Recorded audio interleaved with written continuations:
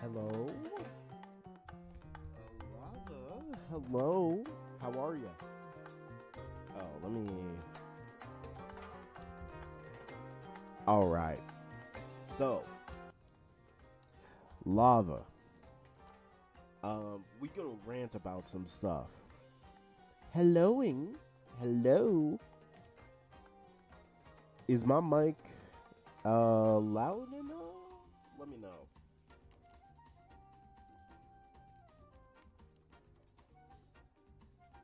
I think it should be. Yeah, I think so.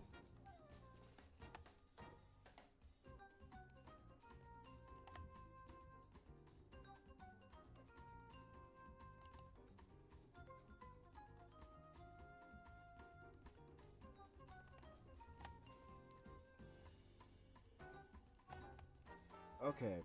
Dark. This is gonna be an interesting stream because when my brother comes back, we are gonna talk about the video game industry as a whole. Dark, we're gonna talk about the stuff we've been talking about, brother, and I hope you're ready. Cause you know what, it's been time for a while, but we gotta rant about some stuff.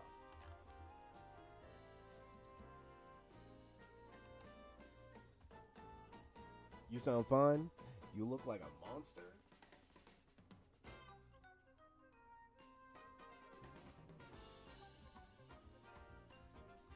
What is good? Good morning, love over hate. Oh, that'll be fun. Just know we're gonna be talking about video games in general, and the problems with video games right now, and why people would rather play old games over new games. There will be a lot of talk about the PS3, PS2, and Xbox 360 era.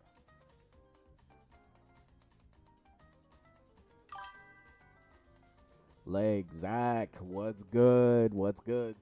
So I guess for the time being, I will play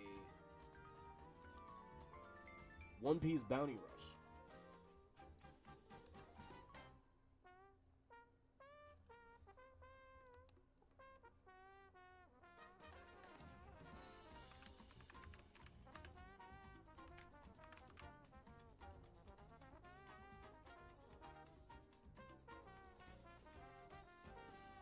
My mic kind of quiet, is it?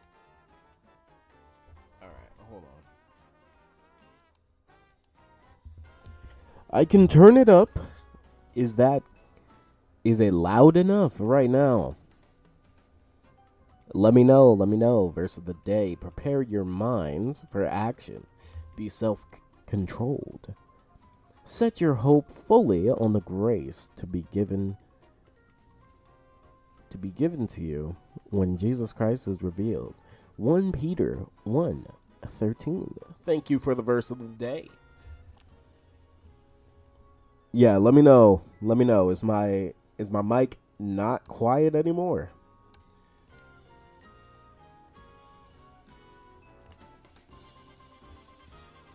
Back to normal mic levels? Alright, cool. So we're gonna play some Bounty Rush until my brother comes back.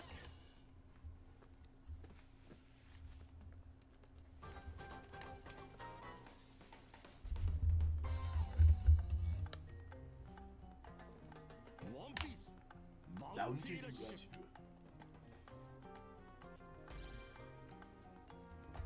So how's everyone doing today? Lava, also, how you feeling about Code Vein right now? Knowing that in Code Vein, we're not gonna be able to play the game together because for some reason they thought, hey, let's take out the multiplayer aspect. For some reason, I don't know why. Zach, how you feeling today? How you feeling, love over hate? Dark Shinobi, how you feeling?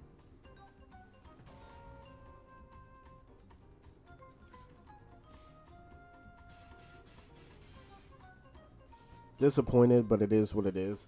Bro, I won't lie. I was actually gonna get the game, but hearing that it's not gonna have the one aspect that I was excited for, ooh. Yeah, I'm gonna wait for a sale as well. I'm gonna wait for a sale.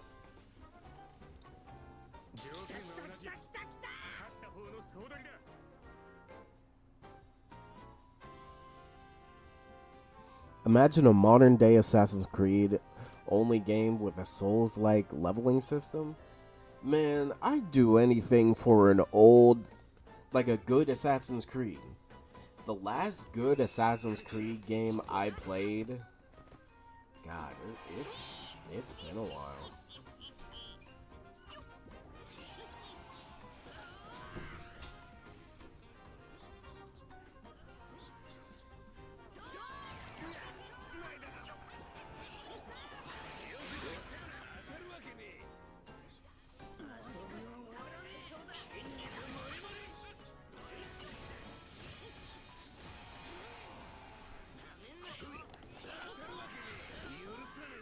Bro, what? So I can still do my Luvia concession. Oh yeah, you could still do that.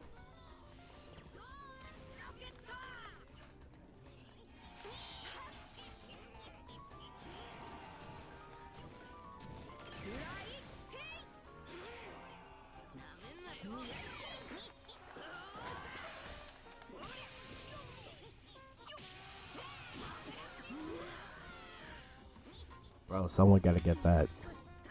Gotta go to therapy.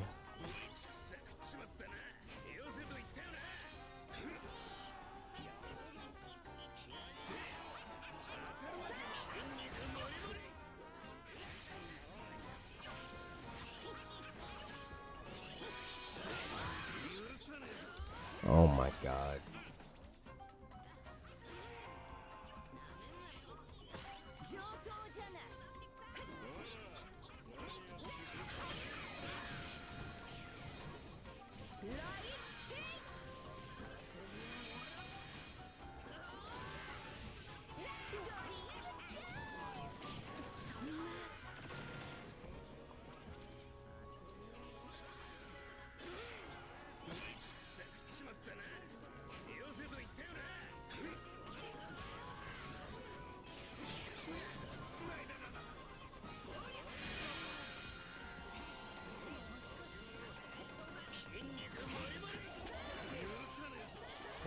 Oh my god.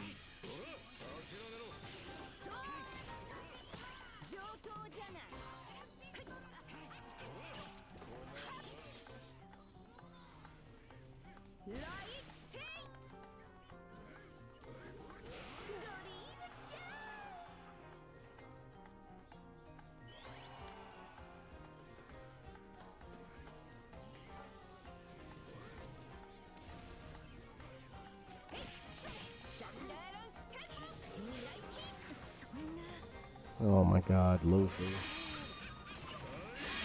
This looks like cancer. Bro, it is. Because here's the worst part.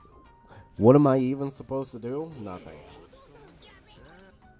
And let me tell you something about this lava. Is that these these people made EX Egghead Luffy. Gear 5 Luffy. You want to know the worst part about it is that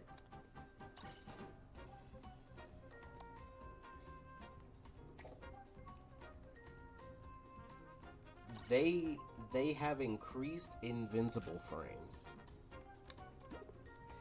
And this specific version of Luffy does more damage to Navy enemies. So literally, by himself, Luffy can shut down any Navy meta. Except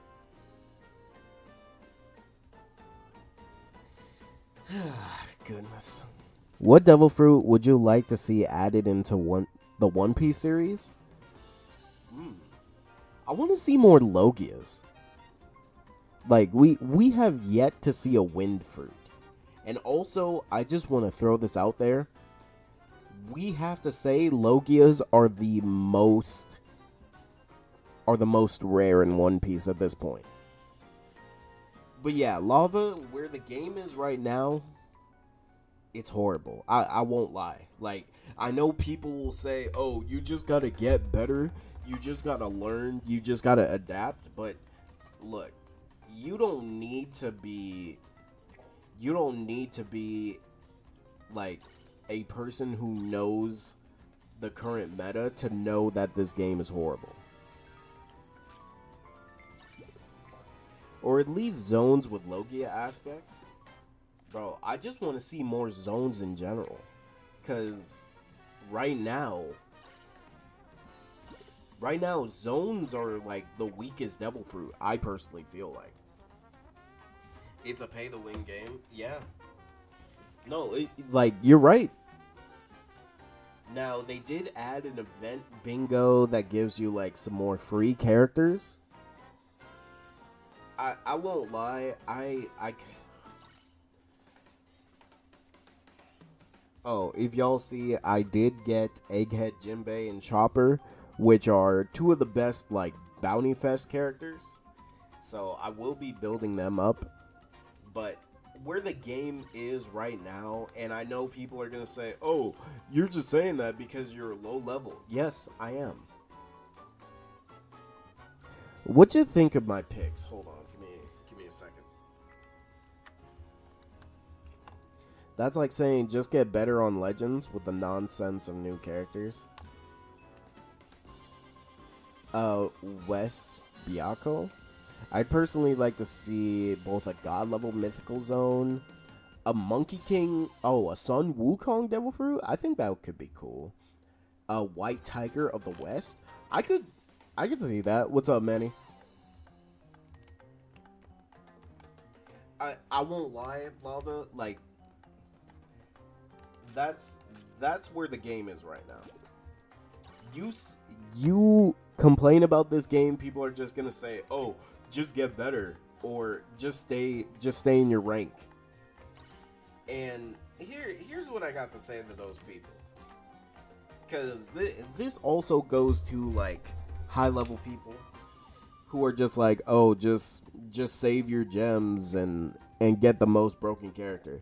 Just eating pizza, what toppings? Because right now, the most broken character in the game you can now get, which is this Luffy. This Luffy literally breaks the game. He's the best runner. He can shut down Navy characters. He has good movement, good damage, good everything.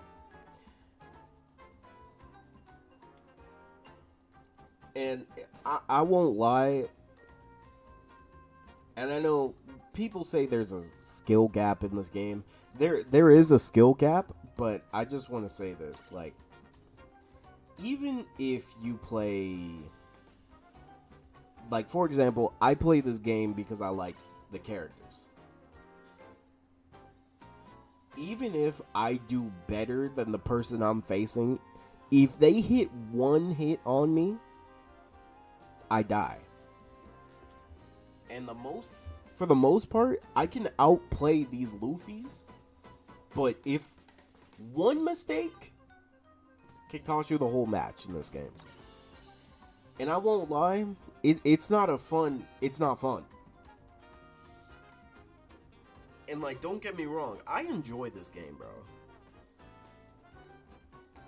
The skill gap is literally, yeah, I do. If I say what's really on my mind about this game, I'm gonna get hate. Where's Pirate Warriors 4 Legacy? Is that the Makai saying? Can I? Ooh, you know what? Can I speak my mind on One Piece games right now? Can I really go? Ooh. You know what? Fuck it. Pirate Warriors 4 right now it's in zombie mode. That video was right. Pirate Warriors 4, do you know how hard it is to play a game that you do the same thing over and over. You do the same thing over and over. And honestly, I'd say if I had to pick between Bounty Rush or Pirate Warriors, I won't lie, I'm picking Pirate Warriors. I'm picking Pirate Warriors. The main reason for it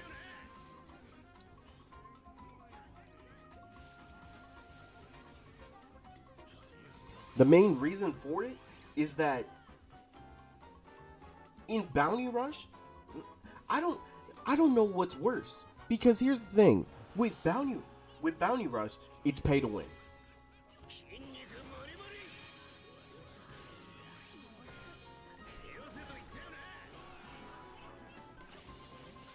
With Bounty Rush, it's pay to win. Oh, great.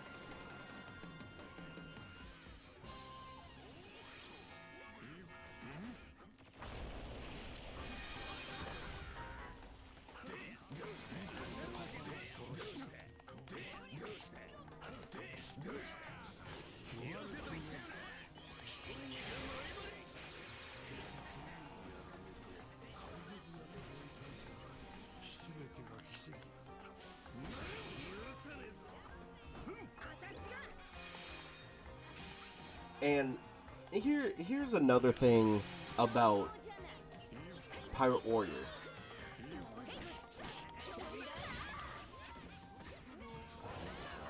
Look at, oh my god, bro.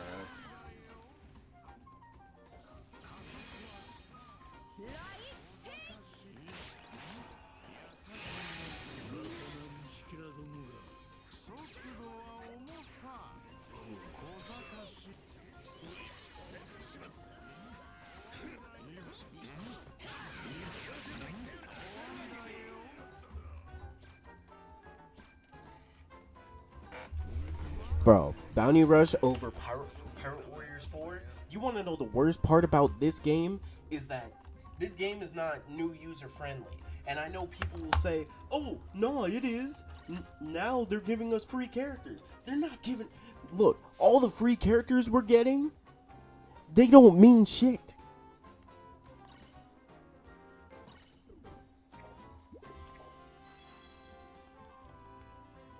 You want to know the worst part? I know I talk bad about my account, like, oh, I bricked my account, but, you know, when I really took a second and looked at what I have decent supports. I have decent everything. Obviously, it's not the best. I never want to be the best in this game. I just want to play for fun, you know? And I think I do a good job at playing the game for fun, but it's like, you can only play the game for fun for so long until the game just becomes, you just gotta buy the meta. You just gotta buy the meta, and it's like, oh, no, you just have to learn how to be good. There's no being good in this game. It's just buy the meta. That's all. Just buy the meta, learn how to play the characters, that's it. Like, the skill gap is literally how much money are you gonna spend? And I know people will say, oh, but I'm free to play. I'm gonna tell you this. You might be free to play, but a large amount of people who play this game just buy an account. Honestly, I'd rather just buy an account with a broken character and then go from there. And a large amount of people do that and then say, oh, I started the game and I got this, and that. Nah, you just bought an account, bro. And you know what? Then you got the people like Soul. And don't get me wrong, Soul is one of the best things that happened to the Bounty Rush community. But at the same time, they all act and play the same, bro. All the big Bounty Rush YouTubers. They upload the same shit. They're not trying to say, oh, we need this, and that. They don't care. They don't care as long as they get paid. And honestly, you could say that about anybody who covers One Piece. One Piece video games. They don't care about the games they play. This game, I mean, it's like, as much as I want to support it, there's only so much I can do. Because this game is just pay to win. And I know some people will do a free-to-play account, but I'm going to tell you this right now. You do free-to-play, you're going to have the worst experience in your life if you don't have good supports and all that. But even then, if you have good supports and you got everything, there's one character that ruins the game for everybody, and it's Kizaru. You want to know why? Because he has one skill. This skill one hits everything. It kills everything. He's a counter to so much. And then, not only do we have him in the meta, who is just absolutely dog shit broken, we also got Kuzan. Kuzan freezes everything. Then you got Monkey D. Luffy. This Gear 5 Luffy kills everything. I'm gonna tell you this. There is a skill gap in this game, but there's also a character gap. No matter what character you're using, EXs run this game now. If you don't got a broken EX, I'm just be honest. You don't got this Luffy, you're just done. I don't have this Luffy because I don't care about getting Luffy. I just want to get characters I like. Like, I wanted to get Kuzan, but I didn't get... Fortunately, the game did not want to give me Kuzan. It's just that I hate where this game is right now. And I know some people are going to say, oh no, the game's in a great state. Here's the thing. Y'all saying it's in a great state. 90% of you either play Kizaru or just Gear 5 Luffy. And it's like that, it's not fun. And I know some of you are going to be like, oh, but you play Pirate Warriors 4. Man, Pirate Warriors 4 ain't fun right now. The game is the same thing over and over. You can only play that game for so long. I want to make content on it. But you know how hard it is to make content on a game that's just dead? Like, four players is an aspect of that game that they made a selling point. But how much content do they put in for 4 players? Nothing. It's literally dog shit. I can't, like, it's so hard to make content on it. Because it's like, as I'm playing, I get bored myself because it's like, I can't keep doing the same missions. And then, because eventually, I'm just gonna get to, man, it's so hard to enjoy the game because I'm doing the same thing over and over. Like, for this game, Bounty Rush, you see, I play it. I talk bad about my account because it's like, oh, my account doesn't have good supports. But then, you know, I got people coming in being like, wait, you have good supports. What's happening? And you know, that's when I had to realize, you know what? I do have good supports. The problem is, the meta is just too good right now. Like, right now, it's Gear 5 Luffy. I can't play any... And you saw, I actually like playing Green Bull, but because of the meta being Luffy, Luffy destroys Green Bull. I can't play Green Bull into Luffy. I can barely play this Kaido, and I main this Kaido.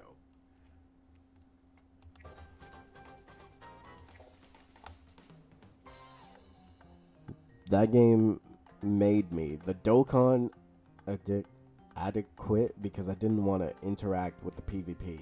Bro, and here's the thing, though, Lava, is that another thing that I realized about this game is that no matter how good you are, if your teammates don't do it, and this is another problem with like hero shooters or like any co-op game. Well, any PvP game where you have to be in a team-based area. No matter how good you are, if your team doesn't lock in like you are, you lose. And that hurts so many games. Because it's like, bro, there are some games where I actually do decent. Where I'm like, oh, you know what? I'm actually doing good for once. And y'all have seen it. I've done good maybe once or twice. But my team sells. And then what do I do? I can't do much. Ben Beckman? Wait, how many Kizarus did the enemy team have? Last leg. Give me a sec. Give me a sec, Zach.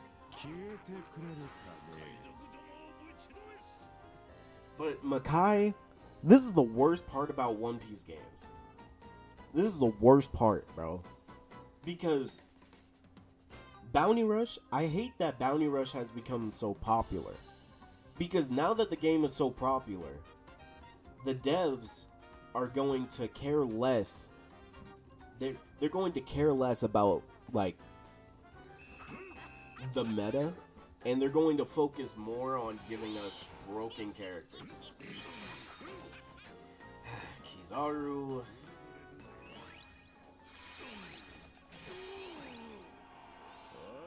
Another problem with the game. Freaking Kizaru just kill.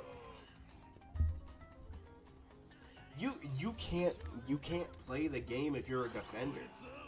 That's the worst part, bro.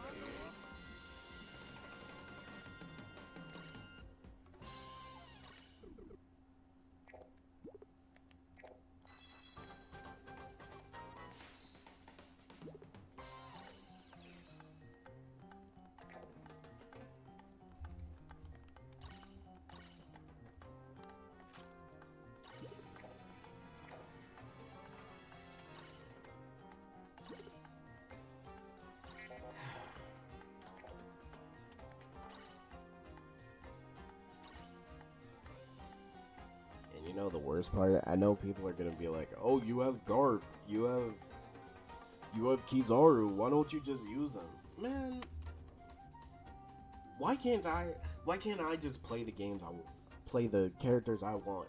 I know the meta is. I know how bad the meta is, but it's like, I just want to play the game and relax. I get it. Yeah, don't get me wrong. I want to win, but like,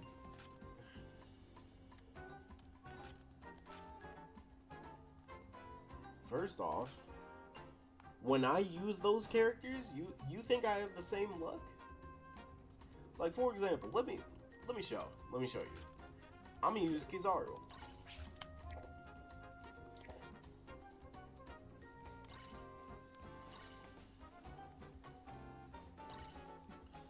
I'm gonna read the last.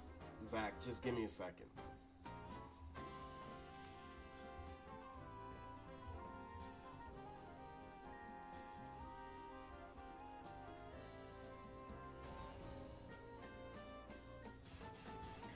Because look, I'm gonna play the character that everybody is playing that's broken. But unlike unlike the other team, I'm gonna lose, and y'all gonna say, "Oh, skill gap." Man, forget a skill gap. Sometimes you just lose.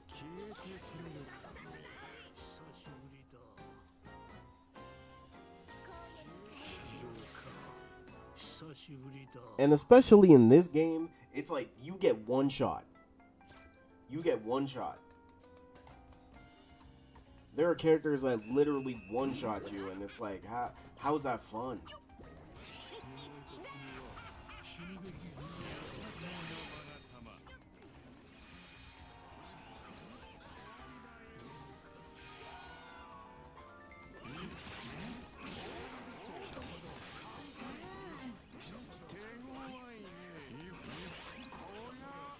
I hit first, but okay. And just like that, we lost. No matter how good you think you are in a game, there will always be people better, and there's no point.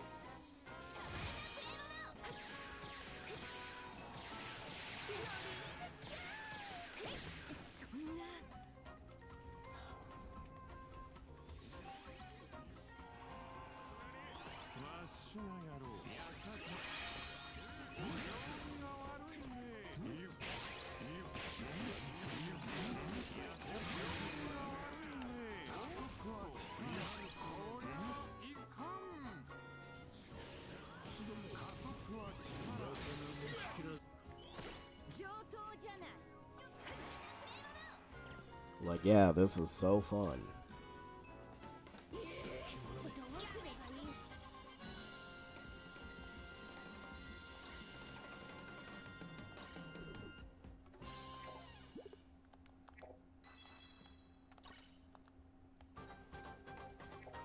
And I know my Kizaru is not, like, 100. I get it. Like, my count is horrible. I say this all the time. Like, trust me, y'all... People who play this game, they just abuse the meta. And again, the one time I just... Because it's like, not every game I want to play Kizaru. I just play him, like, one every blue moon.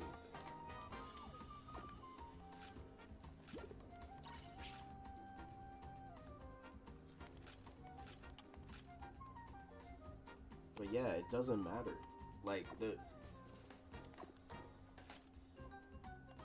no matter how good you are, if your teammates aren't as good, it's a GG. And again, my account sucks. My account is horrible. And I know this. But yet people are telling me, "Oh no, your account's good. What are you talking about?" It's like, no. If my account's good,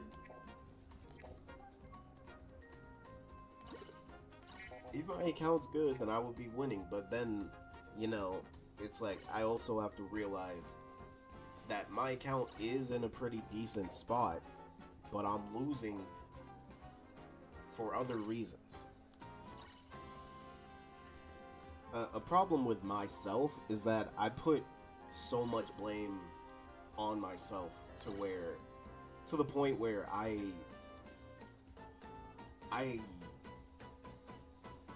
and y'all know, anybody who's been around my channel, y'all know that I'm my own worst critic. Like, people who hate on me, well, not apparently, but people who hate on me and what I do, they don't hate me as much as I hate myself, which, unfortunately, you know, I can't stop myself from doing. But I'm slowly starting to realize that my account is okay. It's obviously not the best, but I'm able to get into SS kinda pretty easily depending on the team comp that I'm facing. Ooh, I'm gonna die.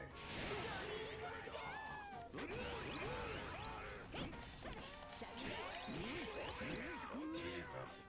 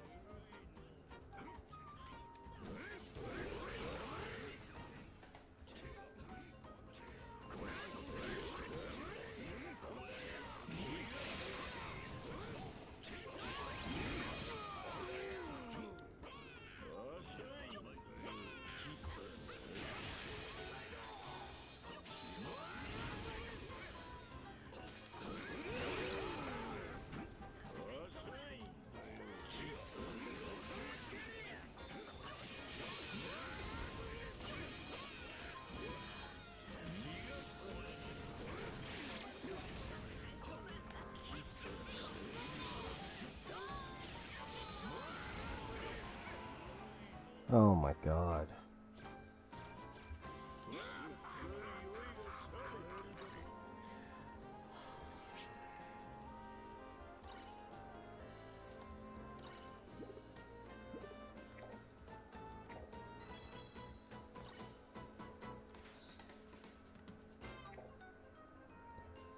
When a PvP game has me constantly getting one shot, regardless of what I do, yeah, I'm good.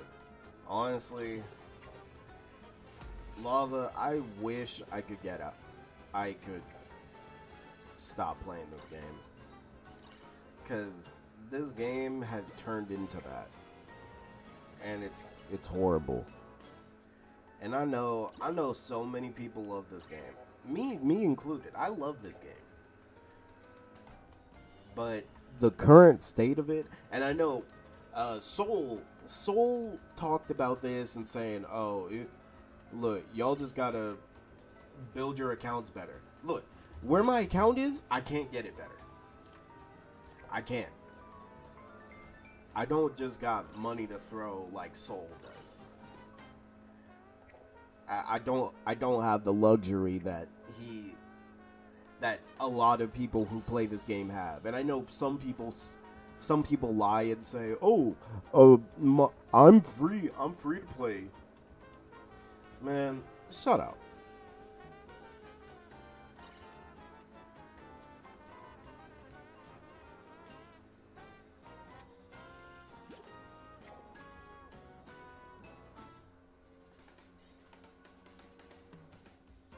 I'm so sick of it, bro.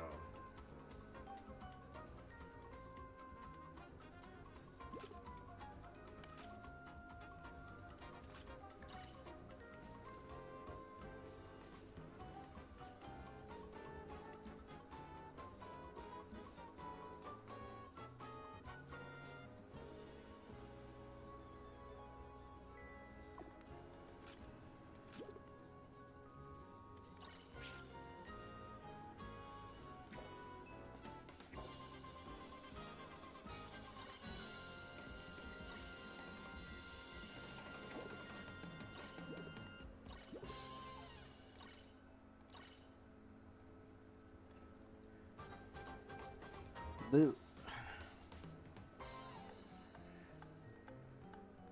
Look, and I know I'm stuck in the beginning of SS,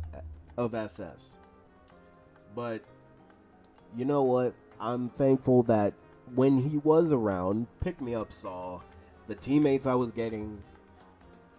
I mean, I would say I quote unquote fix my supports, but at the same time, it's like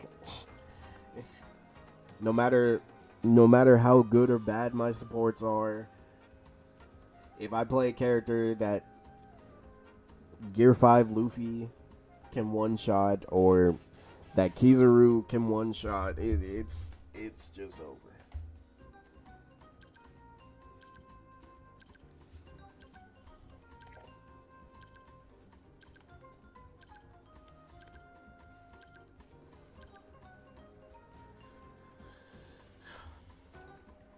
And you know, I won't lie, playing this game just sucks sometimes, bro.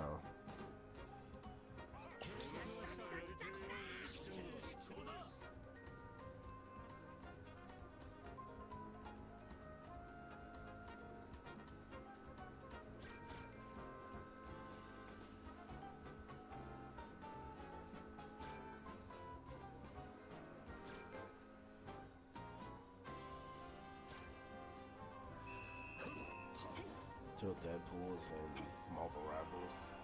Yeah.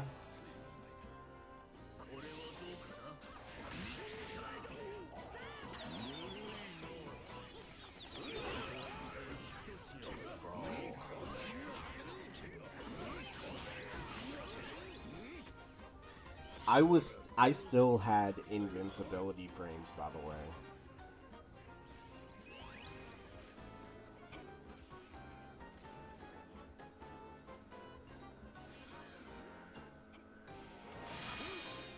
How'd that hit me?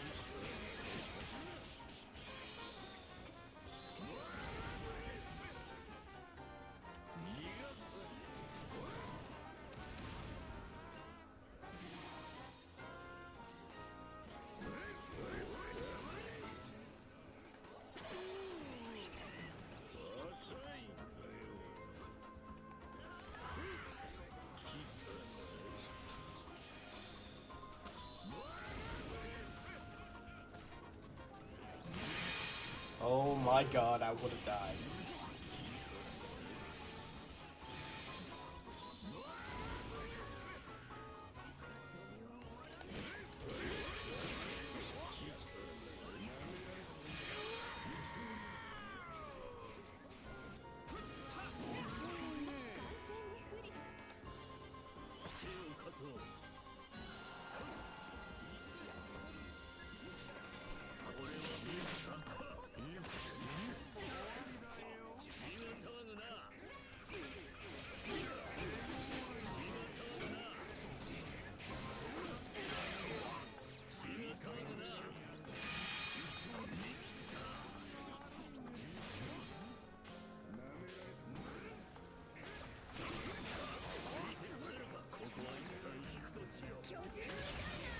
Bro, we had the lead so. We just lost the lead because of two characters killing me that quickly. Oh my god.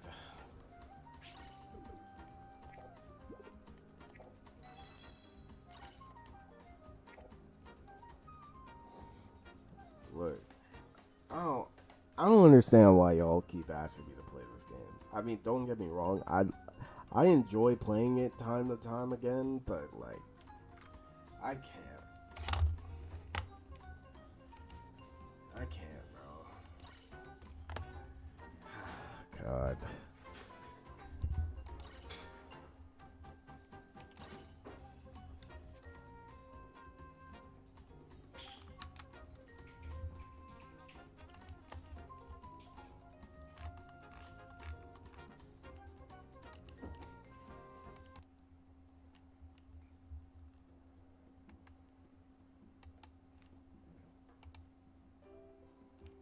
Okay, let me read what you said, Zach. I think Monkey D. Dragon got the win. I mean, he probably has a win Logia. If he doesn't, and he has another mythical zone, I just think Oda hates Logias. Now that I think about it, I'm surprised HP, the Harry Potter, the Fantastic Beasts, didn't get a... It should. Oh, they got a Luffy.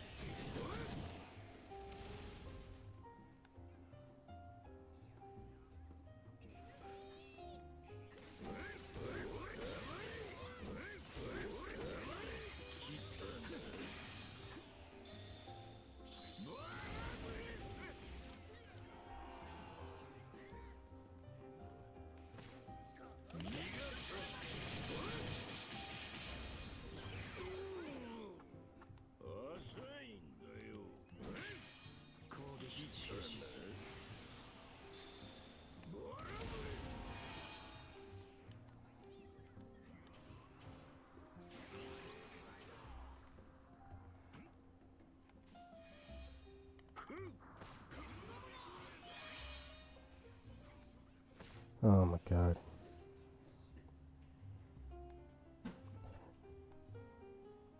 I think a Lego game would be very nice, though. I'm surprised they haven't done that. Stargun?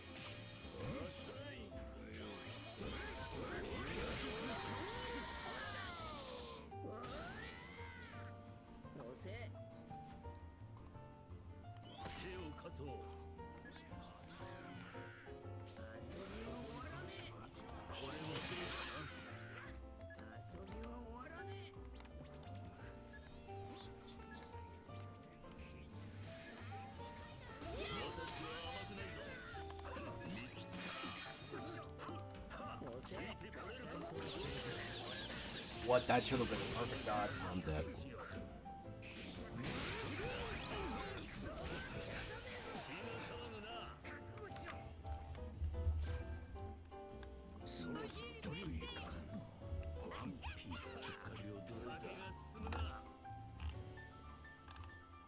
What? I mean, I read all of it.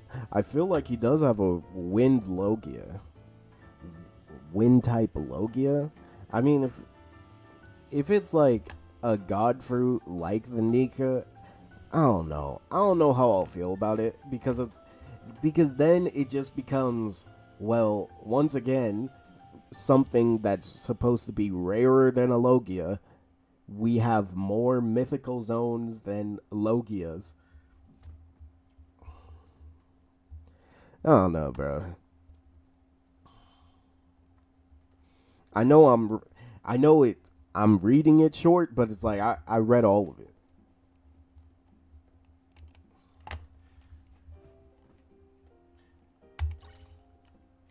I don't know if we need more mythical zones, cause really it just feels like mythical zone, like Oda's going back on what he wrote for Kizaru, because mythical zones are supposed to be rarer than Logias, but all of the high tiers all have mythical zones. And I'm saying all, but a large amount of the high tiers in One Piece have mythical zones. And it's like, I mean, don't get me wrong, Dragon, it'd be cool to finally see if he has a devil fruit or not, but if he does have a devil fruit and it's not a Logia, it's just going to be like, oh, another mythical zone. Wow.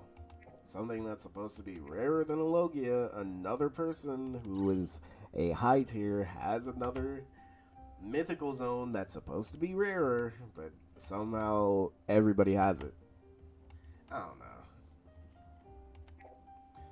Dark Shinobi.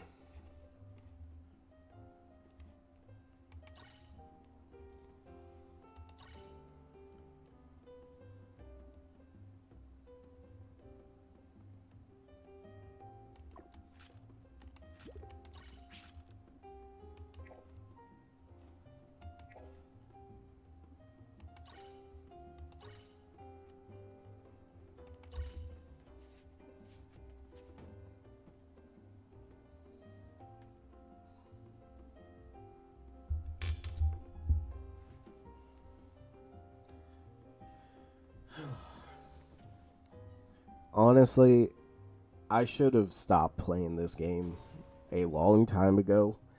But you know when you play, and Lava, I know, can understand. Like, you know when you play a game for. Oh my god. Okay. You know when you play a game for so long to the point where, like, there's basically no return from it.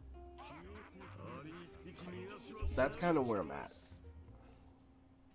Cause like, yeah, I could just say I'm I'm not playing this game anymore, but it's like if there's a cool character I like, of course I'm gonna come back. And that goes for a lot of games. That goes for a lot of games. I just feel like there's no balance in this game, and I know people are gonna say, "Oh no, there is balance." The only balance is getting the next broken EX, so somebody can go from that. Yo, yo, yo, Candido, what's good?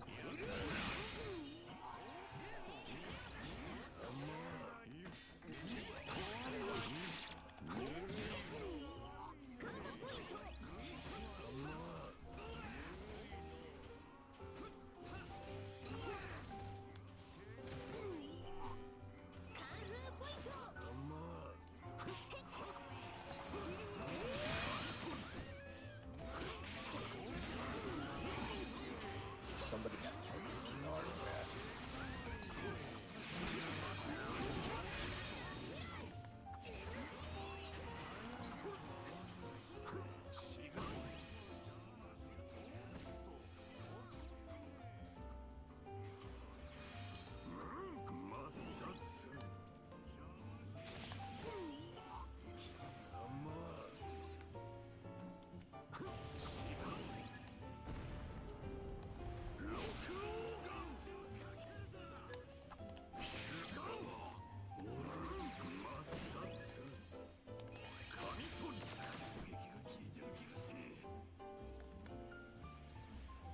Oh yeah, I saw the X-Men trailer. It looked really good. How you doing? How you doing, Candido?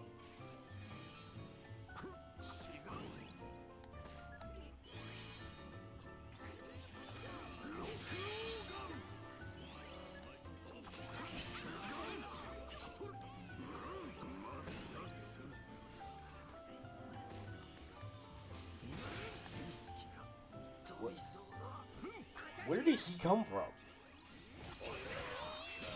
Imu probably got that God Earth fruit. I feel like he does have a mythical zone because Imu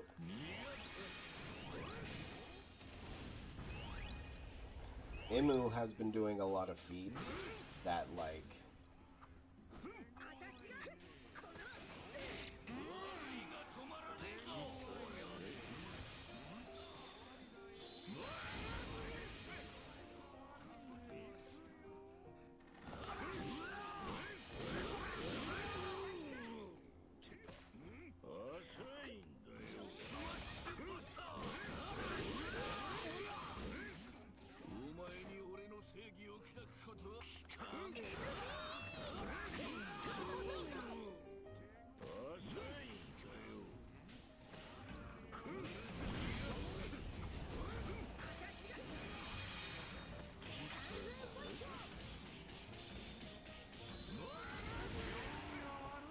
and all we needed is for one person to capture a flag.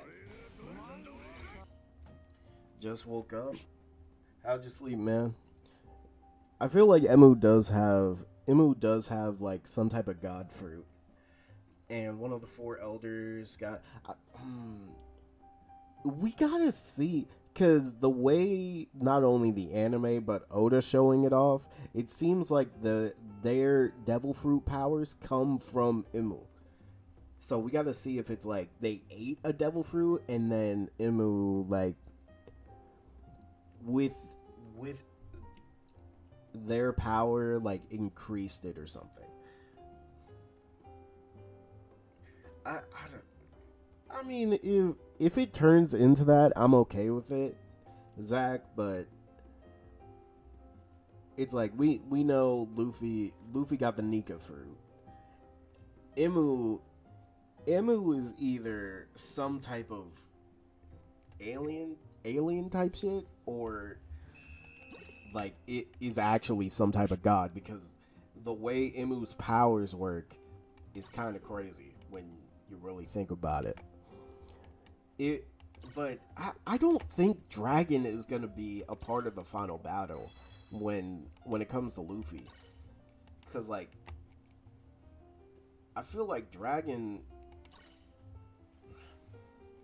I mean, don't get me wrong, Dragon is definitely against the world government, but I don't think it's gonna be like Dragon and Luffy versus Emu. I feel like it's gonna be Luffy, maybe the monster trio.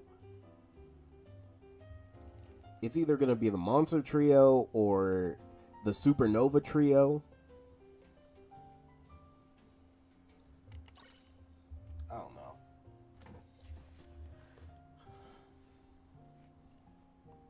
But Candido, what you gonna be doing today? Also, Candido, get ready because we are going to rant very soon. I've already been ranting, and I know probably I know I'm gonna get a lot of hate from this. But at this point, it's like every time I play this game, I can't stop hating on it,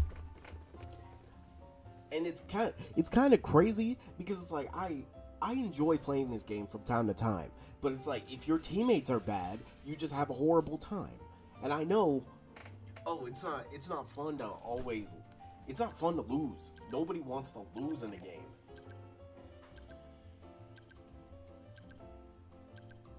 Like for instance, Marvel Rivals. Nobody wants to lose in Marvel Rivals all the time, but if your teammates are bad, then it's like you don't have an enjoyable time.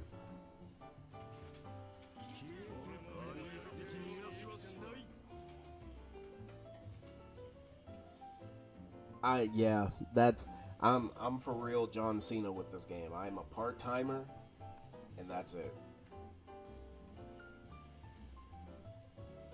Because here's the thing. You saw that last game. That last game, I was doing good.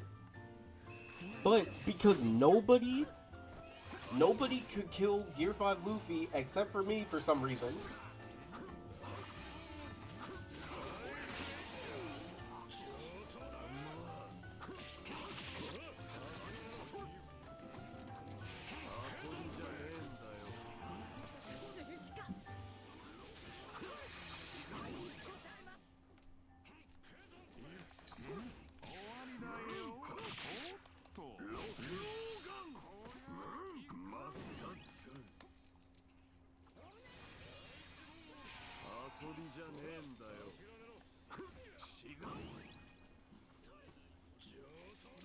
You saw how bad I outplayed that Kizaru? And yet, for some reason... Oh, I can...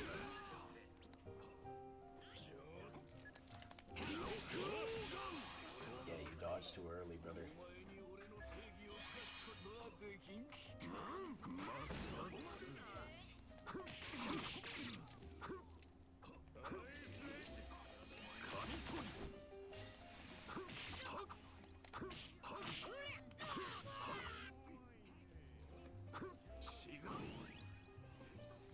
This game has the rivals problems, except you're probably playing ranked.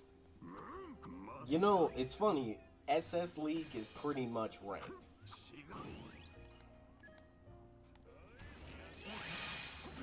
Why did he hit me?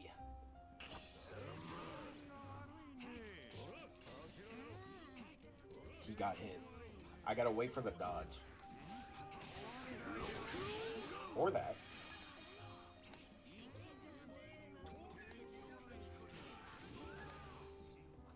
Okay, I'm gonna wait for him to dodge, or got him.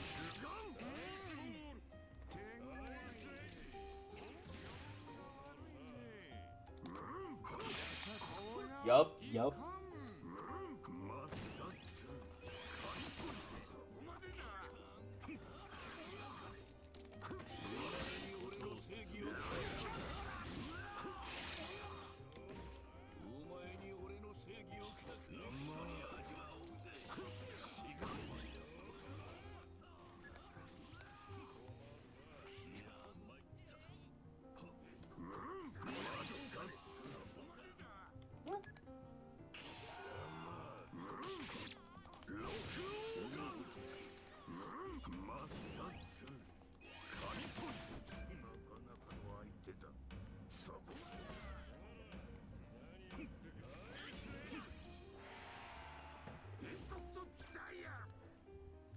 If your team is bad, oh, it's a game. And you see that? I had a good team. We all played good.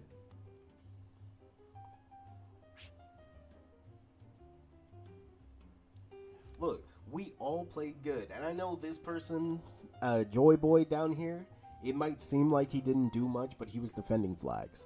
So it's like, okay. Like, I can't get mad at my team because we all did good.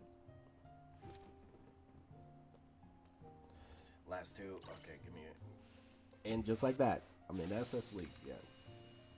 But I swear, bro, I'd rather have bots than the teammates that I have to deal with in SS League.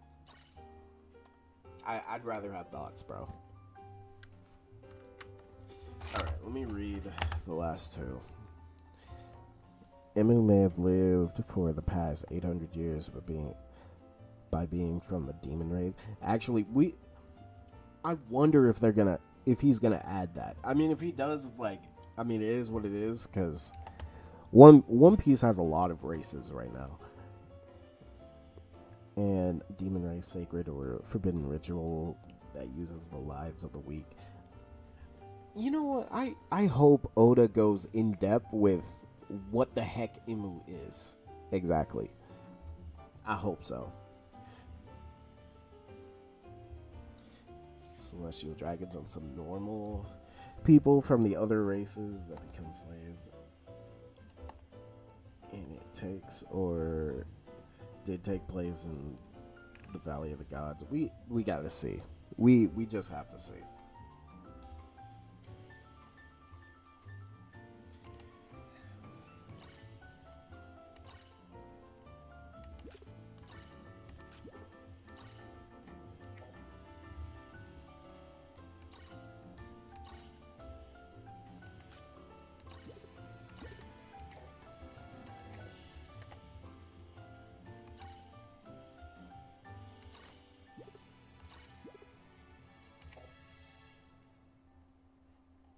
I have to play League one more time.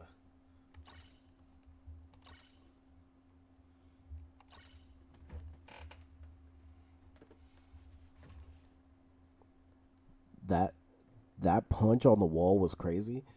Another problem with this game, um, is this game has too many characters that can attack you through walls.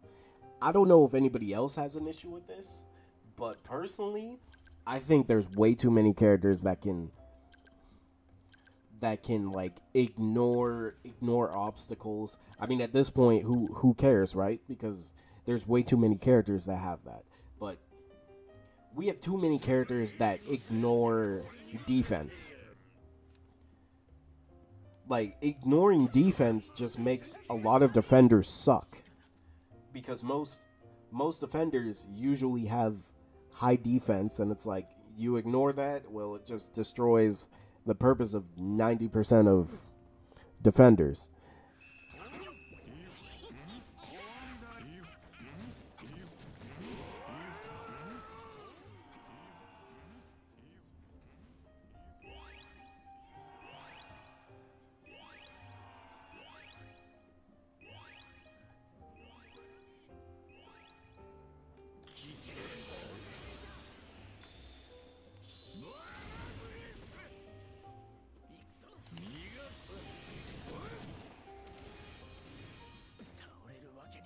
Yeah, you can't live through that, boyo. I'm sorry.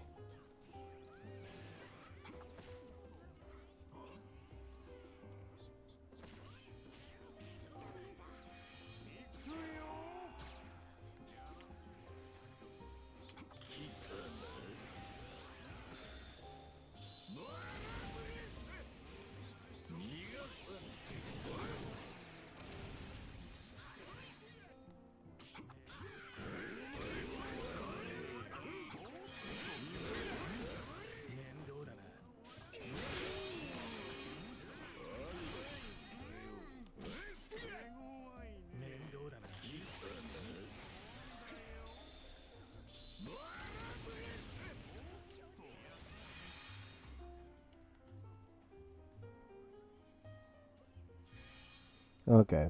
How am I doing, bro? I'm alright, Dark.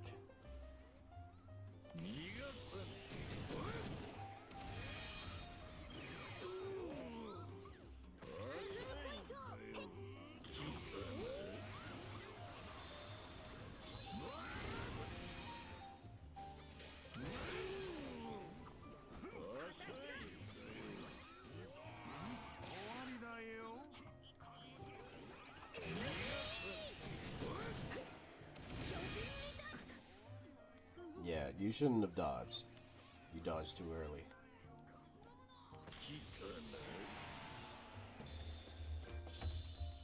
All right. Give me a second, Zach. I'm gonna read. And you see, another instance where I got a good teammates, and I actually did good. You see that? I did pretty good. Okay, now Dark, tell me if this is crazy. Should I try to get out of SS and try to get gold? Is that crazy for me to try it to attempt? Now I know this is gonna make me hate the game way more because I have to pray that I have good teammates.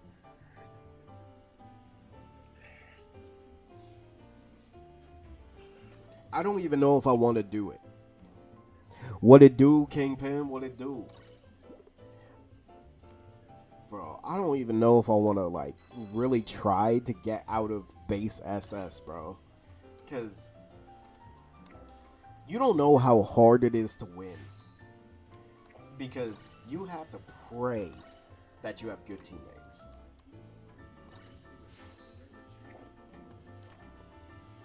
Is there a point to? I mean, you get better rewards and stuff.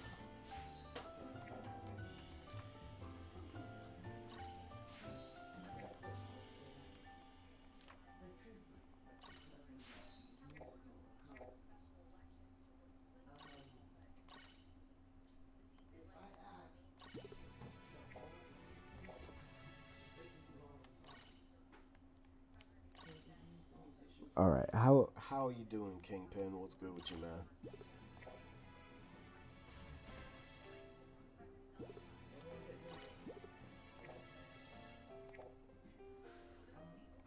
Check that link. All right.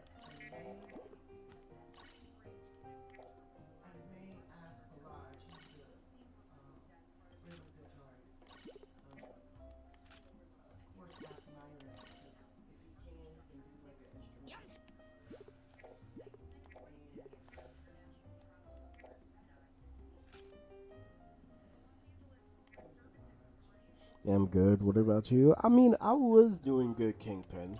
Then I started ranting about the current state of this game, and I know there's gonna be people being like, "Oh no, you're just bad at the game." And you know what? Yeah, yeah, I am. I am bad. But you want to know what's worse? How bad the current state of the game is, bro.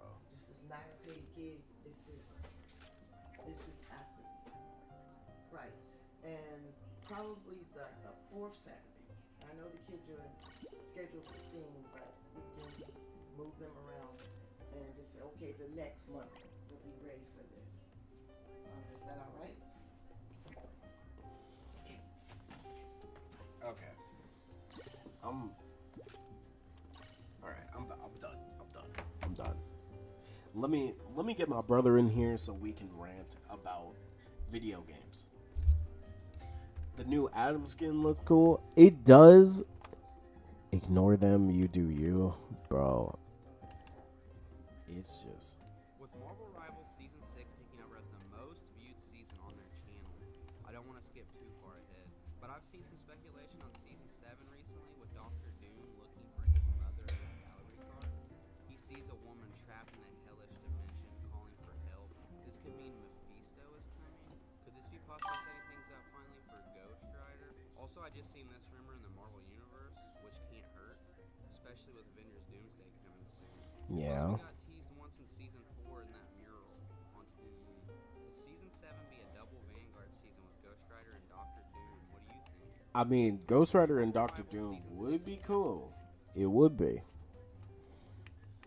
All right, let me read what you wrote, Zach. It's the only thing I can think of that would make sense. Demons may have a normal lifespan of 200 or 250 years, and each time the ritual is used. I mean, we do know there is the thing that gives you eternal life from the op fruit, which I wonder who, like, obviously Imu probably used that devil fruit on himself potentially or something, which would explain why uh, he's lived for so long. That's one way. Let's see. Let's see. Human giant fishman Lunarian mink demons. I mean, it's a possibility.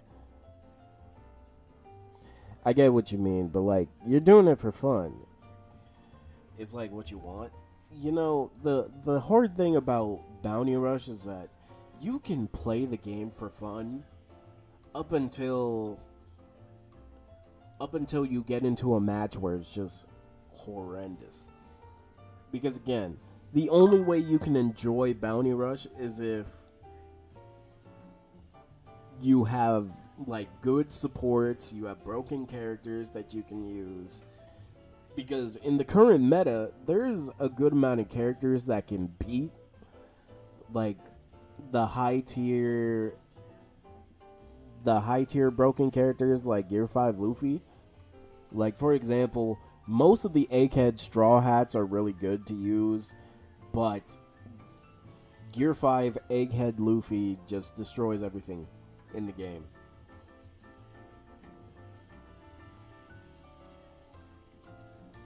I feel like there was because what? Because somebody must have had the fruit to find out about that ability. The fourth trailer leaked already. Oh yeah, I saw the X-Men trailer. The Atom skin does look good though. I will say that the Atom skin does look good.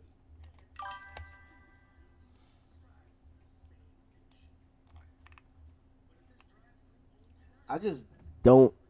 I'm not getting the Phoenix skin, but the Atom skin is good.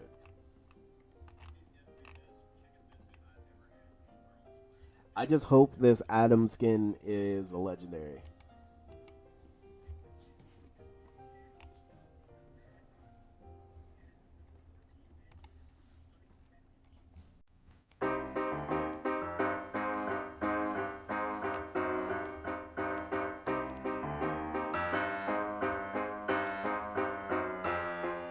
I get what you mean. That's why I'm in Arsenalis. Even with maxed out Kizaru and Lucci and others, it's like, bro, the broken characters of the game literally just. And I know you have Kizaru, but I bet you have a way more horrible time now that there's a good amount of Kizaru character, well, of characters that can like shut down Kizaru. Even though Kizaru, that still one is just too broken. I've even broke now trying to get him free to play on me, bro. You cannot go free to play on that aggression. I know people talk about it, but it's like you can't, bro. If you truly go free to play, you miss out on so much, bro.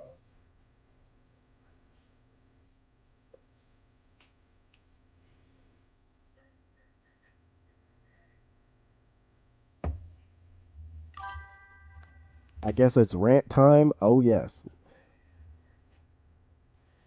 For now, just enjoy the music while I get my brother.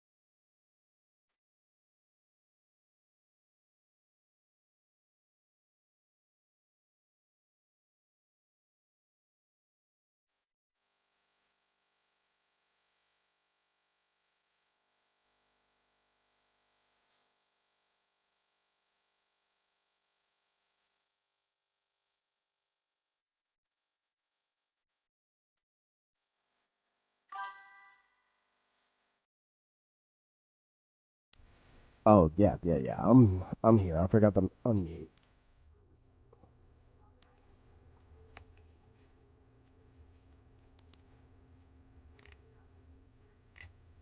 Okay, the brother you is on his way. Since y'all called him that. All right.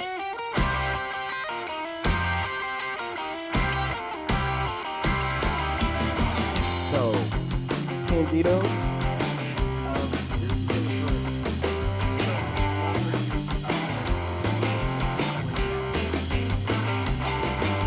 what's up, Mini Craft? How you doing? How you doing?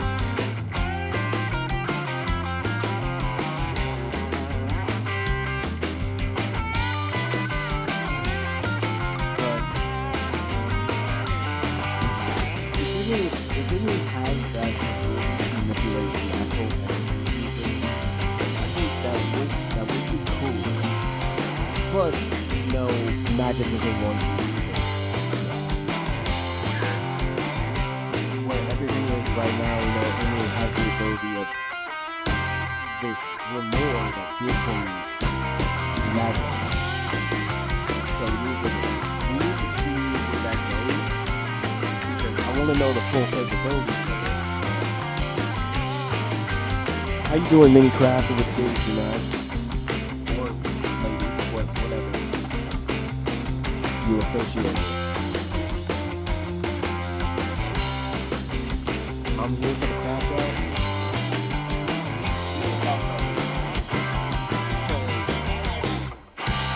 Once my brother gets here, we're gonna talk about what we talked about last time about like old gen. Why old gen is low key better than new gen, and what we're missing, what we need.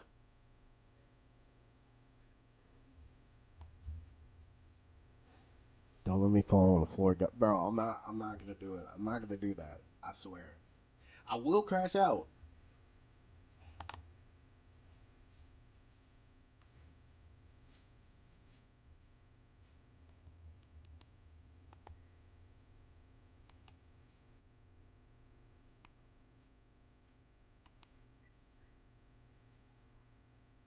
Old gen is king, and when you really think about it, old gen, old gen has so many IPs stuck on it.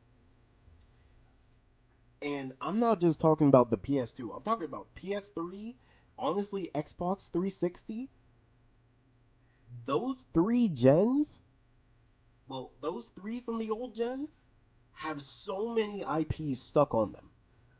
And these developers don't even do anything with them. And it's like, what the heck are y'all doing?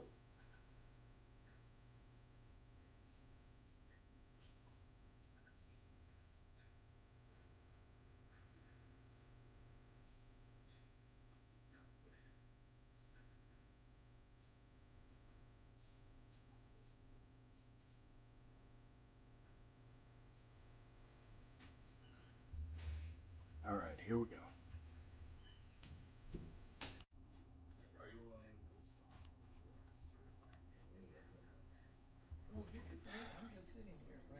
It's time. Old gen. Let's talk about it.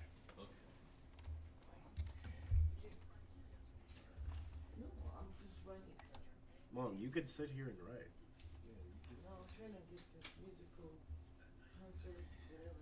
Okay, so first off, let's talk about what is it that new gen is missing. What is it that new gen is missing right now? Fun. Fun. They're missing that enjoy, like that factor that brings people back to games. Like, think about Prototype and Infamous, or um, old school Halo, old school Gears of War, even like all these old school games. They had a fun factor to them that brought people back. It's Man, just I forgot about Gears of War. The old Gears of War were so fun to play. yeah, dude. And like I think that's what shooter games are missing. Cuz a lot of old shooter games miss that fun aspect. Yes. Because, like, we used to have games like Army of Two, Army of Two. That's a good example. Uncharted, Uncharted. Killzone. We used to have games like that. Yes. Now, I mean, to talk about something that we talked about before, everybody's trying to copy Fortnite. Yeah. We don't need battle royales. We don't need these live service games. Just make good ones. That's the thing. These corporations, they saw how much money GTA Online and Fortnite made, and they're trying to chase that bag instead of making something that people can actually enjoy. Yeah. And you know what? Another thing that I blame is Nintendo, because they open the floodgates. Yes. They open the floodgates to expensive video games, so people, we, the consumers, we don't want to spend money on these $80 games, because now it's like, okay, if it's $80, am I gonna play this for long term? Is it just gonna be short term? I don't know. And for Nintendo especially, nobody is going to play the Switch 2, because then you have to think about, wait, everything's so expensive on this Switch 2. Exactly. And it's like, why did you open the floodgates, Nintendo? Because you did that? GTA 6. Right now, GTA 6 is the biggest game. The fact that Nintendo opened the floodgates means that GTA 6 has the potential to make it even worse if it's $100. $100 plus the online mode will be insane. And then microtransactions in the future? Bro, it will be horrendous. Like, new gen feels so much like cash grabs. And then when you think about old gen, for old gen, I think of like GameCube, the Wii, Xbox 360, PS2, PS3. Honestly, I even put PS4 in there too. Because at this point, that's old gen. And I know it might seem like I'm hating on the Xbox, because I won't lie, Xbox 360 might have been the best console for Xbox. Yeah. Like, They had hit after hit after hit each time, and it felt like they actually cared about the players, the gamers. But now it's like, look at them. Bro, Starfield? Oh my gosh, don't get me started on that. No, get started. How do you feel about Starfield? You bought that game. I barely got like halfway through the intro before I was just kind of bored. Like, it just felt so bland. Like, when I was playing Fallout 4, the intro, it hooked me because I wanted to see where the story led, how the characters, how my character would interact with the world and everything like that. Like, it did a good job of hooking you. But I don't know why, but Bethesda's writing in recent years has just nosedived. There's nothing that like draws me. There's not that, they don't have that pull in their stories. Agreed. Like, even Skyrim suffered a bit from this. Like, and Skyrim's amazing. Yeah, that's very true. Skyrim to this day is still their moneymaker. Yeah, they literally re-release it every other week. Which is crazy, by the way. Like, because they're like Naughty Dog with Last of Us. Yes. Because God, how many times do you need to re-release a game that was good 1 year? You know what that is representative of, right? Bro. Exactly what we've been talking about. Bro, corporations, man. They suck out all the fun, and they only want to just make a profit. It's at some point, these corporations, they just realize that they don't have to make good games. They just have to make games that, um, Games that sell. yeah, games that sell. And the worst part is they focus so much on, oh, it's this IP. If we make it, they're gonna spend money on it. And I was talking about this to my brother because I was talking about Sparking Zero and anything with Dragon Ball in it. I'm telling you, if Goku is there, Dragon Ball fans are gonna throw money. And it ends up hurting them in the long run because their games end up getting worse or worse. Left 4 Dead 3 was amazing. That's true. Left 4 Dead 3? Well, the Left 4 Dead series in general is like. Wait, there is no Left 4 Dead. Do they mean Left 4 Dead 2? Oh wait, yeah. There's no Left 4 Dead 3. Oh, you're probably talking about Left 4 Dead 2. Yeah, Left 4 Dead 2. That's a good oh game. wait, are you talking about Back for Blood? Man, that game, I played that game a lot. I wish it had done better because it had the hallmarks of a good game. Like, it could have been. It literally could have been like Left 4 Dead. Yeah, but I don't know why they decided. Like, that also suffered from a bunch of microtransactions too. There were a lot for no reason. That game didn't even need microtransactions. It sucks how corporations just ruin stuff, man. The number one thing game companies should be focused on is game quality. Exactly. It's story cutscenes, animations, quality of life mechanics, NPC interactions, combat, etc. Then do the same with the DLCs that would generate more cash. Agreed. Okay, so right, NetEase, I won't lie, NetEase is on a generational run, bro. They're doing Destiny Rising. They're doing Marvel Rivals. Like, honestly, Marvel Rivals by itself for NetEase, Guanguan's going crazy. Because why is it that NetEase, people who make NetEase is a like phone company. Like they make video games for phones mainly, but somehow, some way, they found a way to make not only a Fortnite live service type game, but it did so well. Like, developers like NetEase are kind of what we need more of. People who listen to the fans, people who make games for fun. Marvel Rivals is a fun game. Yeah, they don't. I gotta hand it to the Marvel Rivals guys. They don't try to force the microtransactions or anything like that. Like they don't. Like, and it's not like game changing. It's not pay to win or anything. Yeah, it's all just purely cosmetic. And the best part is they make it affordable. Yeah, and I respect that. Even though I don't like microtransactions, I respect if it's affordable.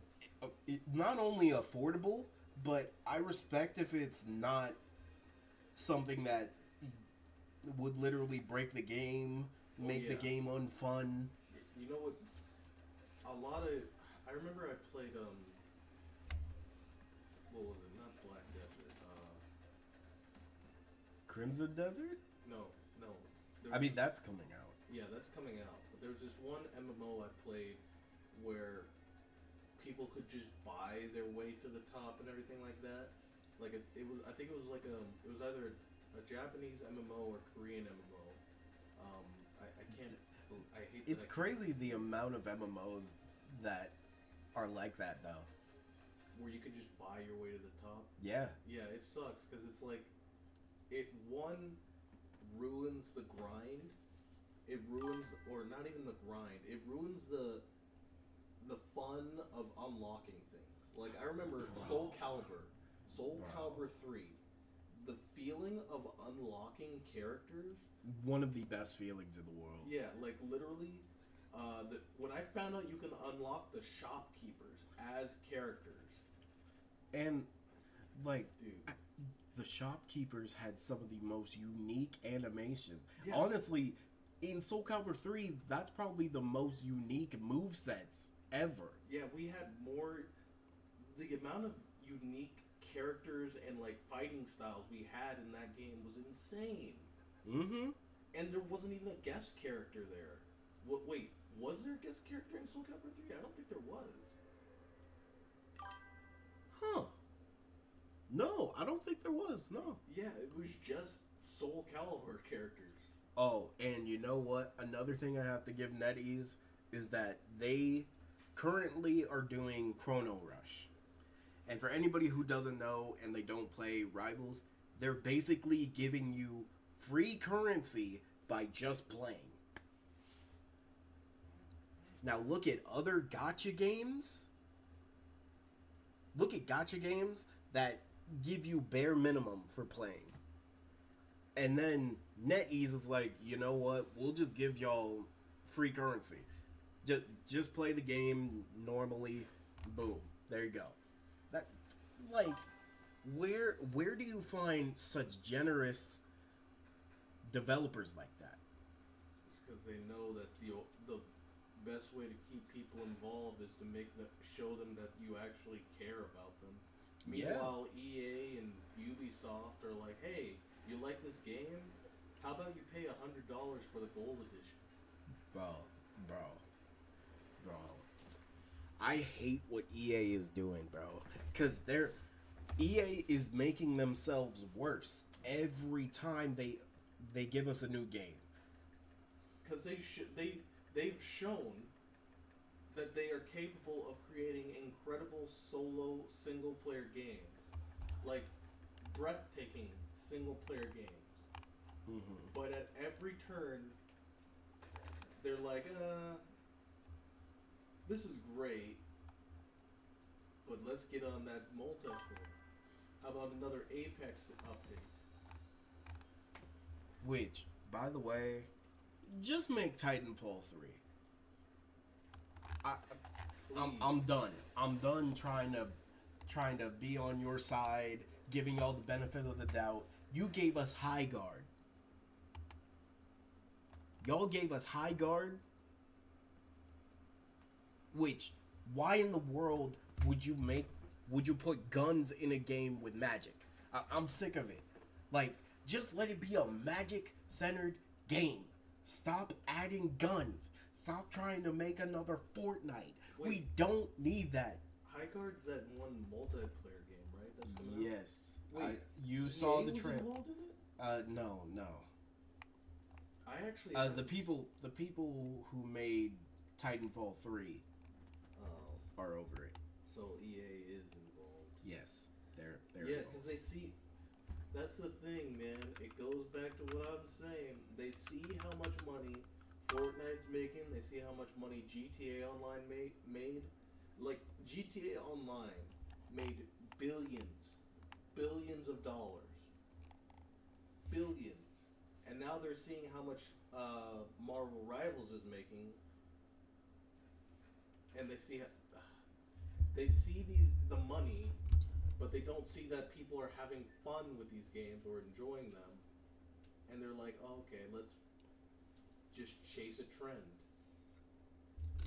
I don't mind collector's edition as long as it comes with enough stuff. Here's another thing. In the past, Zach, a collector's edition was never $100. Yeah, and it was always stacked. And you know what? The most a collector's edition would be is like $50. But Yeah. it's like 50 or below. And they'd have everything that you'd want. They'd have the DLCs, they'd have the expansions, they'd have extra skins. Yep. They'd have everything. But now, when you get a collector's edition, you don't even know if you're getting the full game. And, you know, or they make a game, a remake, an old game you like to create nostalgia, but screw it up with BS I will never forgive Rockstar for how they did the Grand Theft Auto San Andreas remake. Bro, that San Andreas remake was so bad. It was so It was so terrible. Bro, just keep the. Don't put that animation, bro. Did Oh. you saw how whenever somebody would use like the bikes or something, it would go into first person? Yeah, first person mode just for the bikes. Yeah, and not even like a regular first person. It would only show CJ's face. Yeah, it's like, well, what are you doing? And like, look at old Fallout collector's editions. Yeah, it came with a Pit Boy and an art book and everything. Bro, in the past when we got collector's editions, they gave us a lot. They gave us a lot, not just in-game stuff, but they gave us stuff that were collectibles. And honestly, getting those collectibles made people, yeah, it made you want to support it. Exactly, but now it's like it all goes back to greed, man. And I want to know what the first game was that started this DLC trend. I think it was Skyrim. It was Skyrim? Yeah. So, if I'm remembering right, the first case of DLC was Skyrim's Horse Armor DLC. Mm. So, what's his name? The guy who's in charge of Bethesda right now, Todd Howard. He basically have people buy horse armor or something for like their horses or whatever, and that was like the first case of like DLC. As far as I'm remembering, there might be something else, but I think that's like the biggest thing. Wow. Because now we're in this meta of everyone that's making video games now would rather make a half game and release the rest as DLC. Yes. And then make a big collector's edition. It's like, bro, in that case, don't give us the game until you finish it. Yeah, don't even show the trailer. And also, stop showing trailers for games that come out in 2030. Yeah, I'm done with that, bro. Even though I'm a huge Cyberpunk fan right now, I hate it that they not only showed the trailer too early, but then when the game came out, yeah. I mean, it's great now though.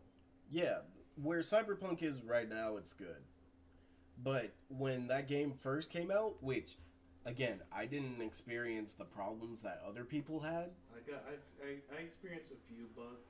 It was a bit annoying at first, but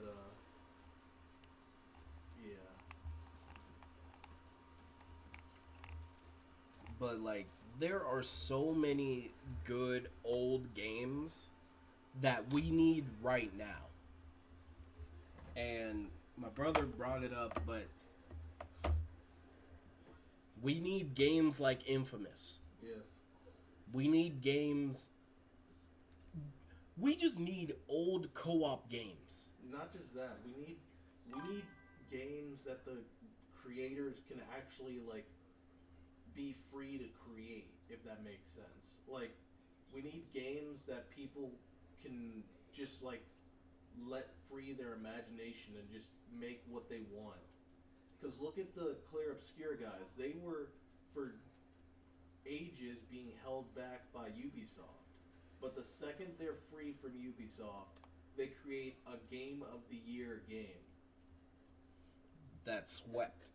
That swept the entire... And it's crazy because it's like, if Ubisoft has people like this, and they're just holding them captive, the moment they leave, they make something that's so good. You know what it reminds me of? The Jujutsu Kaisen animators. Bro, those JJK animators locked in the Still basement. are. They're locked in basements, bro. They're chained up. We need new passion project games. Yes, Agreed, exactly. bro. You know what? A good example: Star Wars: The Force Unleashed. A passion project which blew up. Yeah, And then in the future, we got the Jedi Fallen Order games. yes. Beautiful. Or, like, for example, Prince of Persia. The old Prince of Persia games were good. The old Final Fantasy games were good. Tomb Raider, Killzone. Like, we need games like this. And Dark, I know we talked about it before, but Army of Two. We need a game like Army of Two right now. Only fake Cyberpunk fans didn't play through week one. Exactly. That's facts. Remember when they asked James Gunn or DC about a DC Rivals? We can stop them now before they try to make it and screw it up. It's looking like instead of a DC Rivals, it's looking like they're gonna turn that DC KO comic into a game. If I had to guess something, like the way that it's going, with Homelander appearing and whatnot and all that, it's looking like the Mortal Kombat guy's next game is gonna be like DC KO as a game. Malik, do you know what a DC KO is? I mean, the comic series. Yeah, the comic series. I don't know why I was drawing a blank there, but yeah, I know what you're talking about. It's looking like with how everything's going, with how DCKO is going, that they might try to turn that into their next fighting game or like the next Mortal Kombat made game. Like that's just my guess. I mean, it would make sense, and it would probably be a lot better than another Injustice. You know what? With Injustice, I mean, we also have to see what happens to the game division of DC. Oh right, Because the sale and everything like that. Because whatever Netflix does, if they decide to sell the gaming division, then that means whoever buys it, they buy the Nemesis system. Yeah. I am very worried about that. Agreed. I mean, I hope that a good gaming studio buys it instead of EA. Like, the God. worst two God. companies that could buy it are EA Ubisoft. or Ubisoft. God no. But I think we're missing a lot of classic genres currently. And we're missing a lot of creativity. Yeah. Cause like for example, I miss when games were just fun to play regardless. Like for example, the old God of War trilogy. No, I got an example for you. White Knight Chronicles. Dang. Dude, like even I though the forgot story about that was game. like weird and like out there and kind of trash, like White Knight Chronicles gameplay wise was kind of fun. Yeah. Because you It had was. you could turn into giant giant armored knight mechs. Dang, it really was Attack on Titan before Attack on Titan. Yeah, literally the main character in the second game becomes a bad guy. Yeah. So with Mortal Kombat dead, is Injustice all Ed Boon has? I mean, yeah. If we being honest, like Mortal Kombat is not doing good right now. I miss games like the old Metal Gear Solid series. Yeah. Because Well, when was the last time we had a good like stealth game? It's been a while. It's been a long while. Like a purely stealth game. A purely stealth game, like obviously Metal Gear Solid or freaking Splinter Cell We don't have those types of games anymore. We'll probably never get up Splinter Cell again with how Ubisoft is. Oh God, no. Like, and we'll probably never get a new Metal Gear again because of how Konami treated Kojima. I mean, I've heard that Kojima wants to create he's interested in making a new type of like Metal Gear style game. Something outside. Like, didn't he say he was gonna have Robert Pattinson be involved in like a game or something? I think so.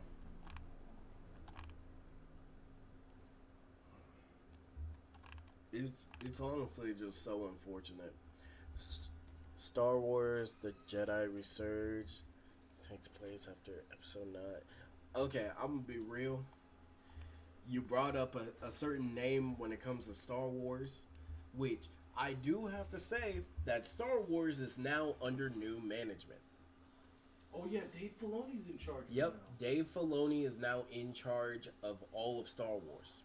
So, hey, crossing fingers. Dave Filoni, he's a big Star Wars head. He's done so much for the Star Wars franchise. He's done so much, and now that he's the head of Star Wars, we could potentially see a lot of good Star Wars stuff in the future, which I'm excited for. I'm here for. God, we needed this. But this goes back to Rey Mysterio. I hope they fix her character. I hope they fix her character and Kylo Ren. I want Kylo to be a villain, not a love interest. Yeah, or if they do make him into like that type of character, make his story good. It's all you know about, what it's I all about like. the writing. I like what they did with his story. I just wish he still had that. It was like when he took off his helmet.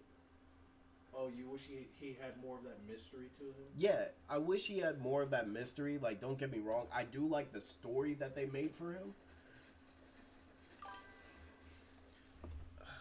Another Godzilla game? Wait, when was the last Godzilla? Dang. It's been a while since we got a Godzilla game. Since 2014? Dang. You know what? You just touched on something interesting. I hate how certain media, like, they'll create these, like, cool concepts for female characters, but then they just kind of give them bland or, like, terrible stories. Oh my like, God. You know Stars and Stripes from My Hero Academia. Here we go. Dude, Go ahead. I hated how she was just killed off after being introduced without having her interact with All Might at all. Like, And the worst part was about Stars and Stripes is she was introduced to be killed off to give her power to the enemy. And the enemy didn't even have it. He didn't even use it. Yeah, he didn't even use it. She was just there to weaken him. And it's like, I understand why Horikoshi did that. Because he made Shigaraki too strong. But it's like, bro, did you have to like create a cool character and then just kill her off? Why even create the character? Yeah, why even make her? And you know what? This goes for video games. This goes for anime. This goes for a lot of things. Yeah, if you have to create a character that shows up in one page just to nerf another character, just to have her killed off to nerf the big bad, why put him in there in the first place? Yeah, or why? So you don't even have to nerf the big bad. Like, literally, a few chapters later, they showed that Jiro, the girl with the long earlobes, she has the ability to interfere with quirks. Yep. I'm sorry, that's a weird tangent. I know. No, it's fine. I hate when like cool female characters are introduced, but they aren't given actual love. they're just kind of there, and then they just kind of end up Because this can go to video games, because a lot of times when we have female main characters, most of them are upstaged by the side characters. exactly. And you know, I won't lie, Final Fantasy 13, I like Lightning. That's a Lightning perfect example. Lightning is cool. Don't get me wrong. But the side characters are cooler. Snow literally. Snow is cool. like he's a bit of a meathead, and I can.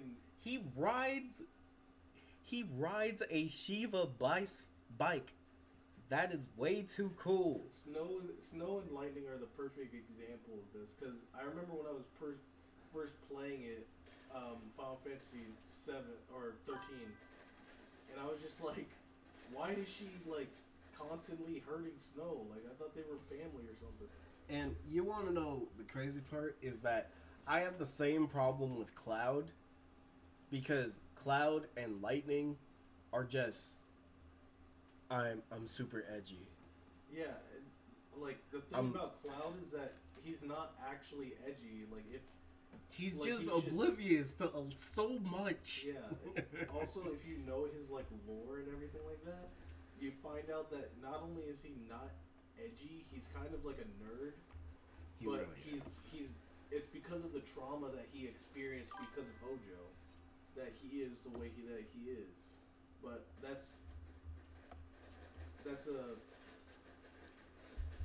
Man, I'm glad we got a game like Cosmic Invasion though, because it's just a good beat 'em up. It's really a good beat 'em up. What if the new head of Star Wars merges Legends lore with the Disney Star Wars lore? he's done it before. I mean, yeah, he's done it before.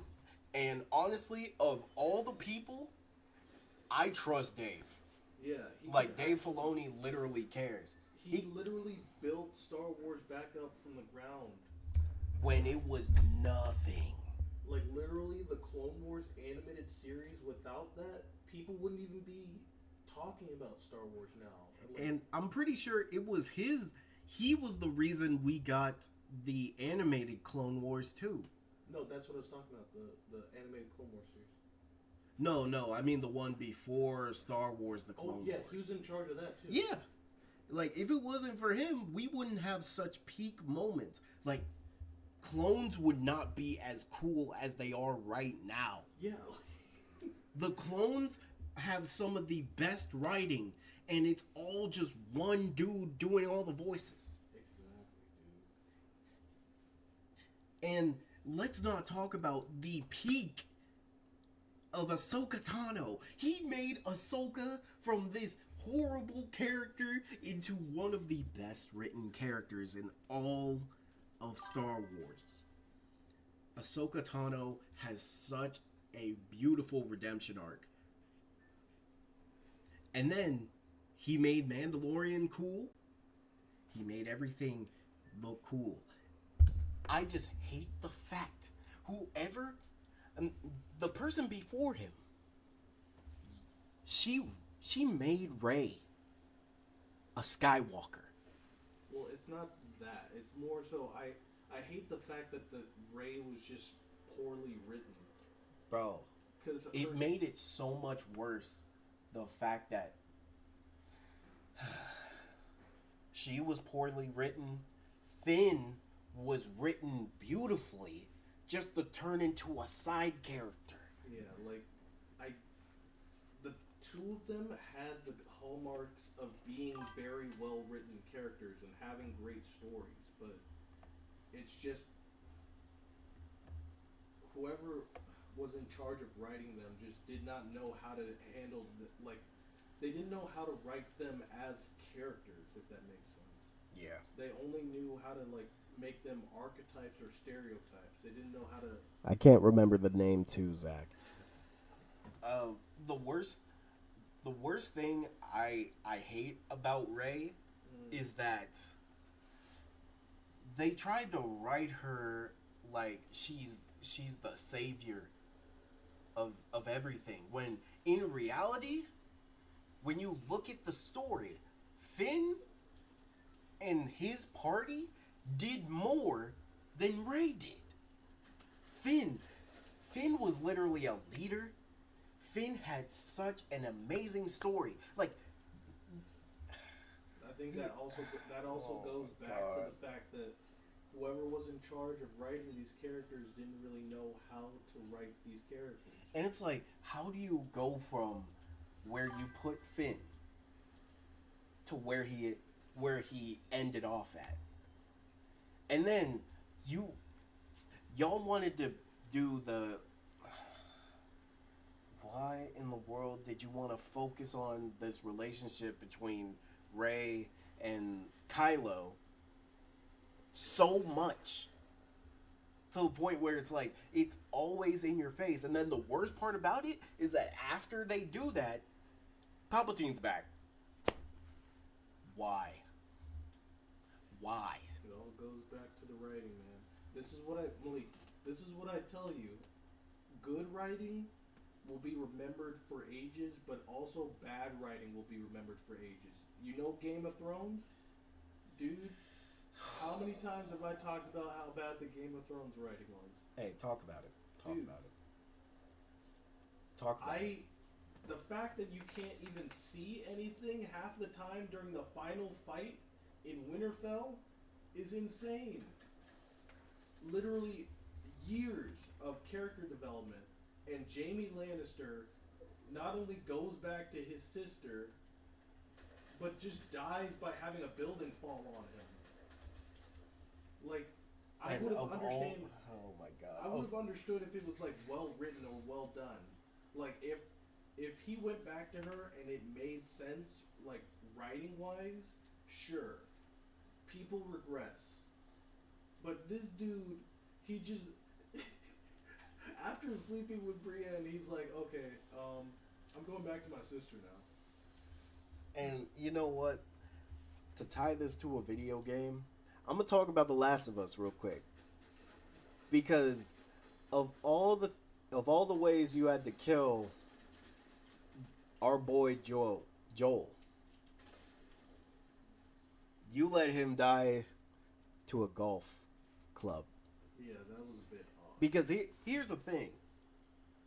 If you write an amazing character that has survived everything and they get beaten up by literally something they'd be able to tank, and I understand, the character's getting older and they're not going to be as durable as they once were. Joel has fought through so much. That dude has went through so much compared to other characters in a zombie game. I think the reason why... And I understand you had to kill off Joel, but of all the way to do it, of all the ways...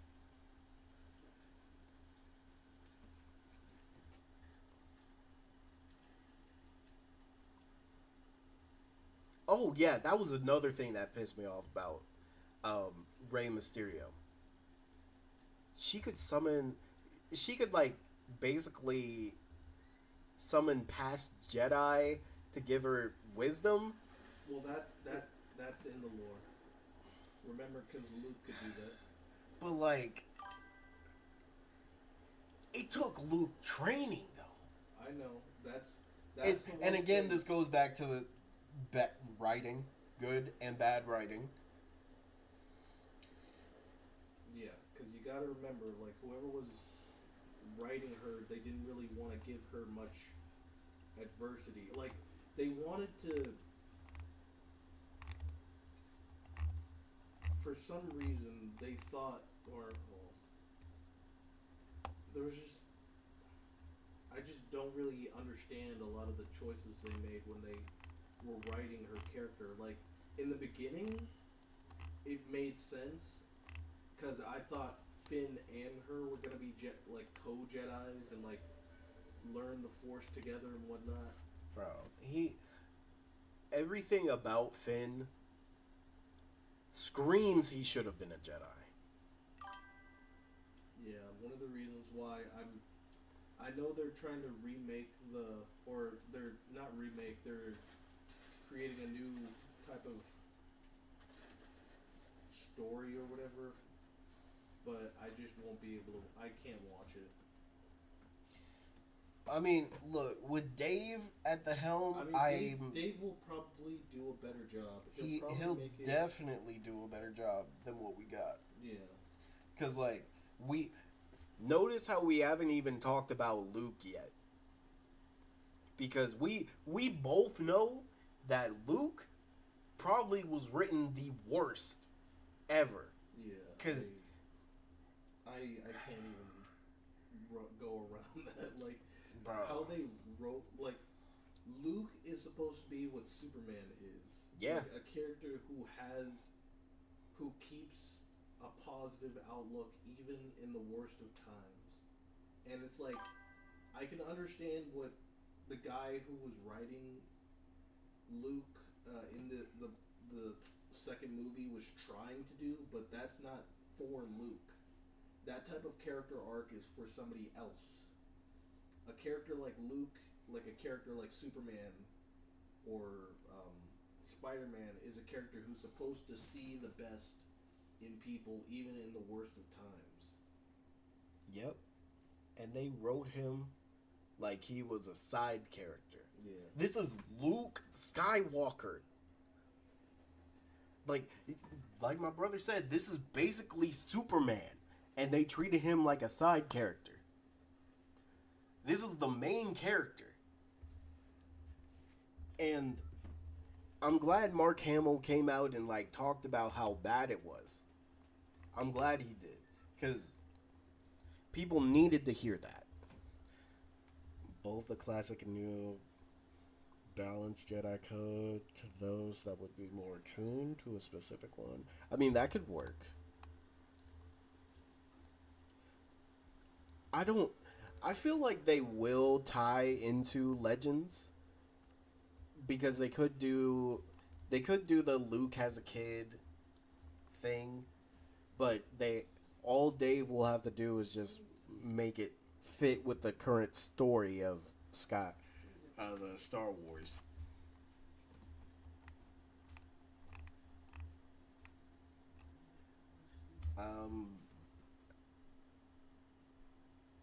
You know what? We do need. I need people to realize that not every game is going to cater to you. Like, let games be games, bro.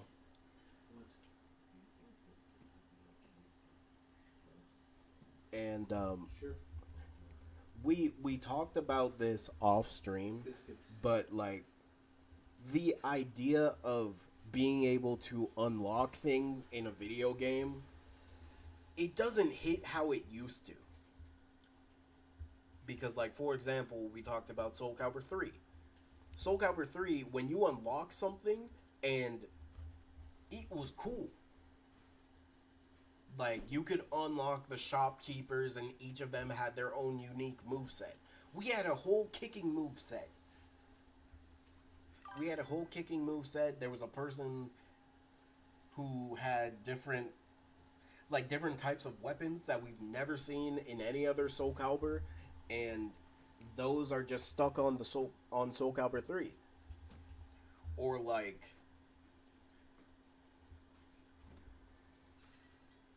when you play God of War, the old God of War games, and you killed a god and you took their weapon. Bro, when I got Hercules weapons, I was bro, those were some of my favorite weapons to use, bro. And you know what, Candido? I'm gonna talk about that. I hate when they write female characters in video games as Mary Sue's. I like when we have badass, like, female characters. But most of the time, I feel like people who write female characters in video games don't write them as like cool characters anymore. They're either Mary Sue's or they don't say anything most of the time. Or they just say random stuff. And the cool and fun factor of video games, we don't have that anymore. Like, for example, in the past, we used to have games that we played for fun. That we played because we enjoy it. Nowadays, how many games do you play for fun right now? Like, there's a couple, but it's definitely not as many as you used to play. Cause, like, for example, my brother and I used to play Spider-Man: The Web of Shadows, because that game is fun. That game was fun. The story of it was interesting. The combat was bro. The combat for Web of Shadows was so good. You could literally skateboard on people. You could skateboard. And like the old Resident Evil games were good. I don't know. I just feel like with Resident Evil they do a bunch of crazy stuff.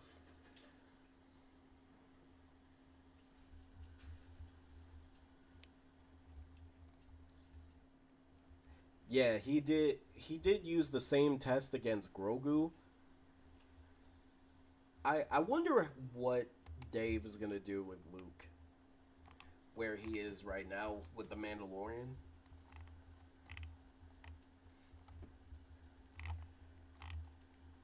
I also work cut out for him, that's for sure. Yeah, he does, because there's a lot he needs to fix. I want to know what Square Enix is up to, because Square Enix is a big part of the gaming industry, and currently we haven't heard anything about Kingdom Hearts. Still waiting. We're probably not going to hear anything about that until after Final Fantasy VII Rebirth is done, or the last one. Yeah. And Final Fantasy 17. Oh, also, Square Enix, do not shoot yourselves in the foot. Don't let Final Fantasy 17 come out the same year as Final Fantasy VII Rebirth. Yeah, Please I don't know don't. what they were thinking when they did that. Like, It shot themselves in the foot for no reason. Like, you just released Final Fantasy 16. Why would you release Final Fantasy 7 at the same time? You know what people are going to play more. yeah, it kind of overshadowed all of like Final Fantasy 16. And Final Fantasy 16 was a good game. Like, It was, bro. it had fun combat. Just obviously, I remember when we talked about it. Like, the one thing that they were missing was how I think it didn't have any like. You know how Final Fantasy 7 has mini games? Yeah. And I understand why the game doesn't, because Clive's the life story... sucks. Yeah, I swear the developers hated Clive. Like, they did not want this man to have a fun life. He lost his girl, he lost his friends. I mean, he lost his own life.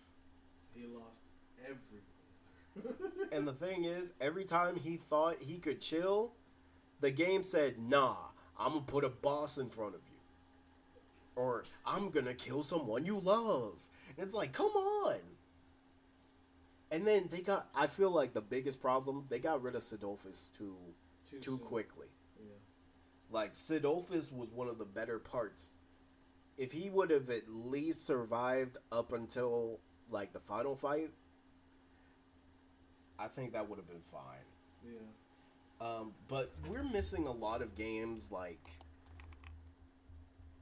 We're just missing a lot of just standalone games that aren't a big IP.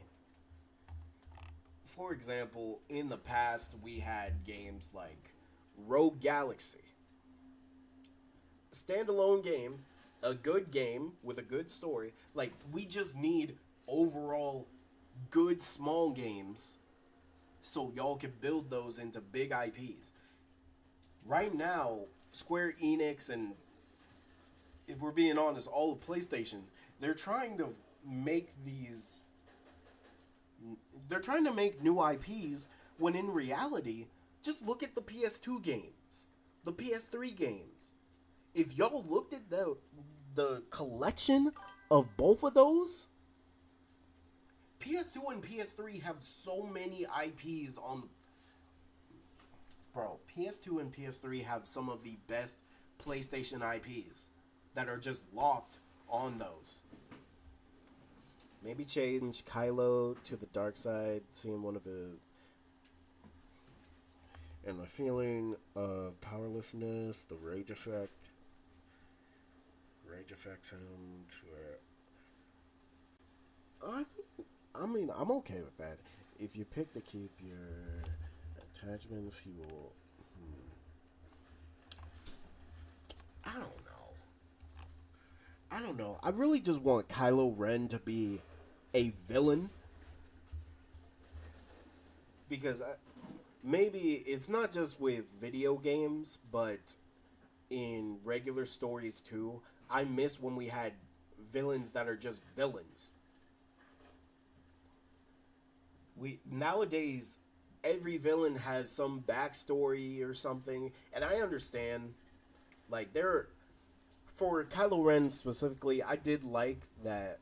I liked his story, and I liked his backstory, but I just feel like we need more villains that are just evil to be evil. Because sometimes villains can't be redeemed, you know? Like Kylo Ren. Kylo Ren cannot be redeemed. The amount of people he's killed.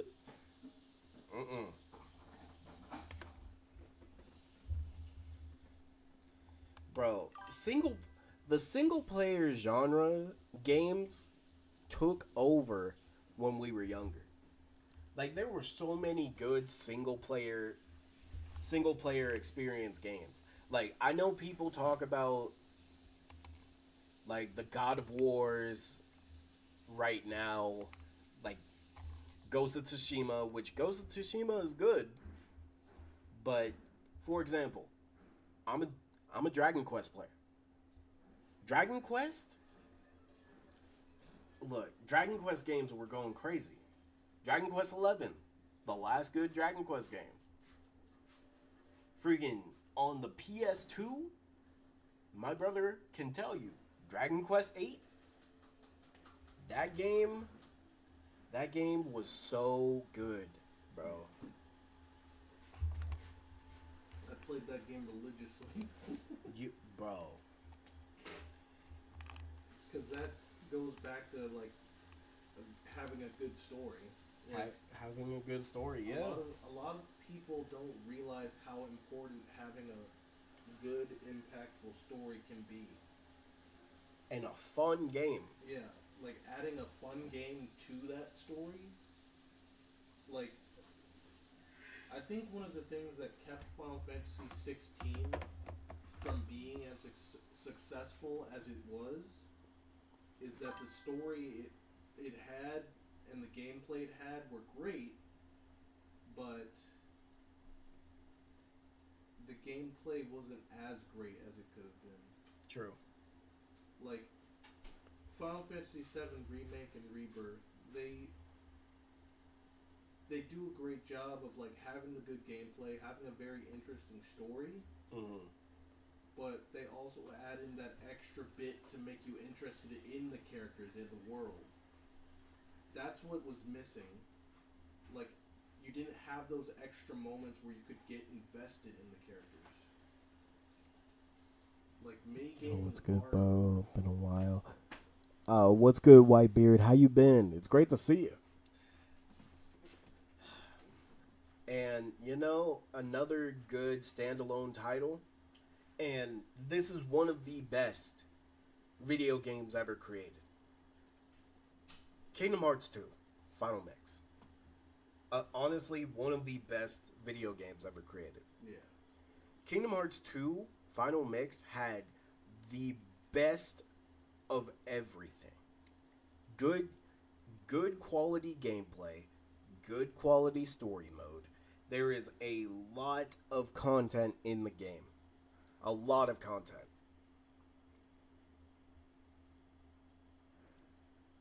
And what's crazy is nowadays all that content that's in the base game of like a collector's edition is only half now. And you have to pay more. Cuz like Kingdom Hearts 2 Final Mix is probably like $20 right now. Just getting Kingdom Hearts 2 Final Mix by itself. Yeah. And getting a collector's edition for another game currently is probably like $50 or more. I've been good, man. What's up with you? I mean, I'm chilling. How's Bounty Rush been? Horrible, bro. I'll talk about that as well.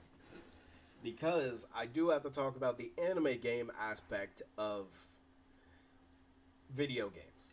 Because I talked to my brother about it, and nostalgia is ruining video games as well. Because here's the thing, corporations are a big part of what's wrong with all video games. They are. But the people supporting their bad habits is making video games even worse. Because think about this. People who bought Sparking Zero. Now, just know I bought Sparking Zero, but I sold that game, and then I got a free copy. Sparking Zero, everybody bought that game because of nostalgia. I bought that game because there was an aspect that I thought I could play for a while, at least. And it was to create your own, you could create your own what if scenarios. But that was horrible. And the game just became, it's only PvP that's the only interesting part of the game anymore. Like, everything else was a bad part of the game. And I'm going to tell you this, PvP cannot just be the only thing in a video game nowadays. Like, if that's one of the selling points, only if the game is good enough, PvP-wise, can that game flourish. Nostalgia is still good in some ways. Agreed. But Too much of it can ruin a gaming experience. too much of it, yes. Like, I know a lot of people were upset that Final Fantasy VII remake, it's not like a full one-for-one remake. It's like a sequel. But realistically, it being a sequel is what's keeping a lot of like older fans around, because it's like not only is it the original story that you've come to know, but there's that extra layer of wait, this is a bit different, what's going on, and then you're like, oh wait, this is because of this is because of that. Like, nostalgia's good, but too much of it can hamper an experience. Or it can hold something back. Mm-hmm. Like, if we ever have a conversation on video or comic books, I can go into detail about like how nostalgia completely gutted a lot of comics. But yeah, Man, nostalgia does ruin most comics. yeah, because it's like people don't want to see characters evolve or grow. They just want the same thing over and over again. And one of the bigger issues with it was the creator of God of War wanted Kratos to stay as this god killing person Yeah, instead of angry trying to dude. grow into his own character. Yeah, Kratos wasn't allowed to like grow up. And it's like Kratos growing up was what all of us wanted. And when we got that, it was beautiful. God of War, God of War Ragnarok, and like seeing him have a son and teaching him how to be better. I won't lie, a lot of people wanted to be like Kratos. A lot of people wanted to be a better version of themselves, not delve into what Kratos had to go through, like being that person who only wants revenge. Kratos was teaching of not just kids but adults too.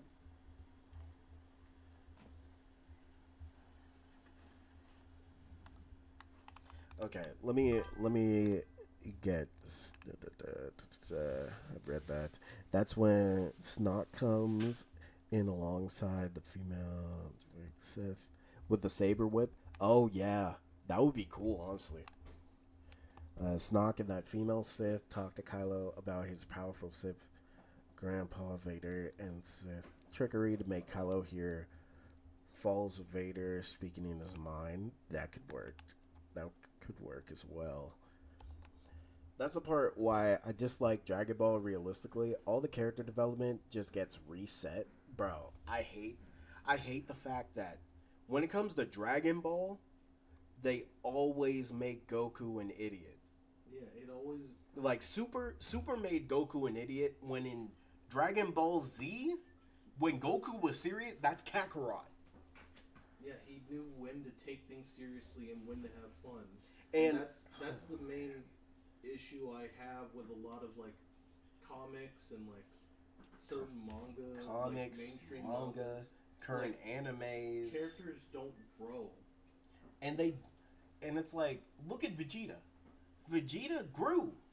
Yeah, he loses, but he is such a way better character now. Yeah, and they've relegated him to losing every major fight he's in, which sucks. And it's like He's never had like a major villain win.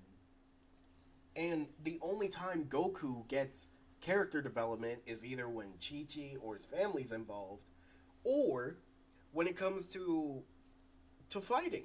And it's like Goku can't. Don't get me wrong.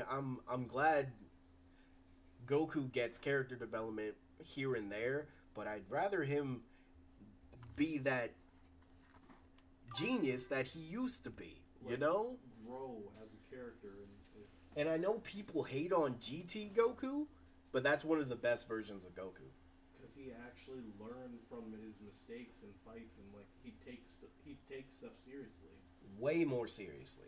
And I know, yeah, the power scaling in GT is all over the place because why is Super Saiyan 4 Goku struggling to hold up a building when there are people in it that could die The easily? thing about Goku is that he is like Luke Skywalker, and that he's supposed to be like the Superman of his genre, But like the one who. yeah, but Goku's not. Goku is only the hero to his friends. Yeah. He doesn't want to be the overall hero. And like I respect that, but I also think that it kind of hampers him a bit because he doesn't have opportunities to actually grow. Like he doesn't have opportunities to evolve from being who he is, or they don't let him. They never let him grow as a person. And it's like, I feel like he could. I feel like he could, bro. Easily, yes. Like, they don't even have to change him too much. Like, that's the thing. Like, I know that a lot of their biggest fears is, like, Goku changing or being, like, some super serious guy, but they don't even have to do that. They can still keep him joyful and, fun, but they just... Yeah. The thing that they're like not realizing is that they can also have those serious moments. Like a lot of like I look at Jujutsu Kaisen. Mm-hmm. I look at Yuji and how he goes from being that joyful kid to like having those sad moments and those dark moments, but he still is able to be himself. He learns how to like stay who he is, if that makes sense. Yes.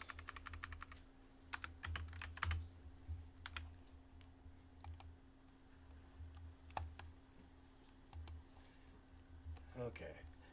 The ending of Z was the best ending as well. A matured ending where Goku goes with Shenron after taking in too much negative energy. He becomes like a guardian of the Dragon Balls.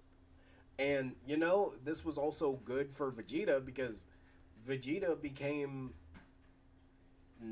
not a he's glad and thankful for what Goku does. And he still sees him as a rival, but he understands him way more. And Vegeta, I feel like there were so many aspects of GT that if they were implemented in the canon stuff for Dragon Ball, it would fit perfectly. Goku is still that DBZ Goku and better in Super, but him forgetting what meditation was in Superhero. But bro, there were so many things like Goku. At the time, we didn't know Vegeta had Super Saiyan 3. But for some reason, Vegeta was more knowledgeable about Super Saiyan than Goku, the first person to use Super Saiyan, and he was teaching Gohan the different versions of a Super Saiyan. Like, remember Cell Saga? Cell Saga Goku was teaching Gohan how to master Super Saiyan and why these other Super Saiyan forms aren't as good as regular Super Saiyan. And it's like, come on, man. Sparking Zero was far too rushed. I think DBS Trunks should have had 2 versions, each with 3 transformations. Each one version got Super Saiyan Ultra Trunks, Super Saiyan 2, and Super Saiyan Rage. That's another thing wrong with video games, is that they rush them to turn them into cash grabs. And for some reason, 90% of games that they do that for, they're trash, but they work. I hate that. Like, stop rushing games and just make them fun. A lot of these games that they rush out to make into cash grabs could have been better games if they just took a few minutes and just gave them a little love. But most of the games that come out these days feel like cash grabs, or they just don't feel finished. Why do we need to always be okay with accepting these, like, not finished games, and then they release a bunch of DLC for these games saying, oh, I mean, you're gonna buy it because you like this IP, right? Come on, man. Just finish the game. Vegeta actually became a good dad in GT. That's facts. Yeah, And he was speaking wisdom, too. Yeah, he actually showed growth. He only got Super Saiyan Rage on his Dragon Ball Super preset. I wish he got more, too. Like, if he had some of the abilities of, like, Dragon Ball Z Future Trunks, that would be cool.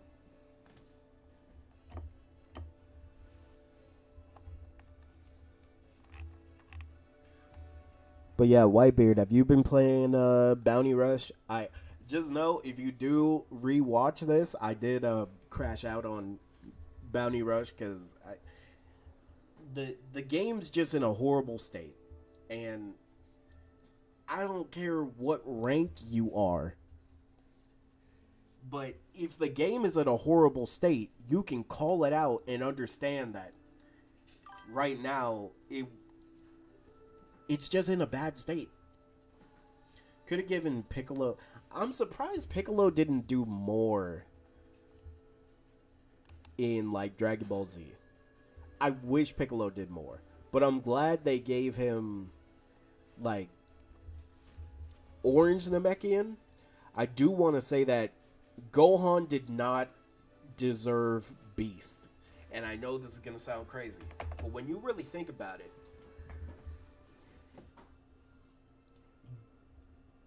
Super Saiyan 2, Gohan, well, Team Gohan was peak Gohan.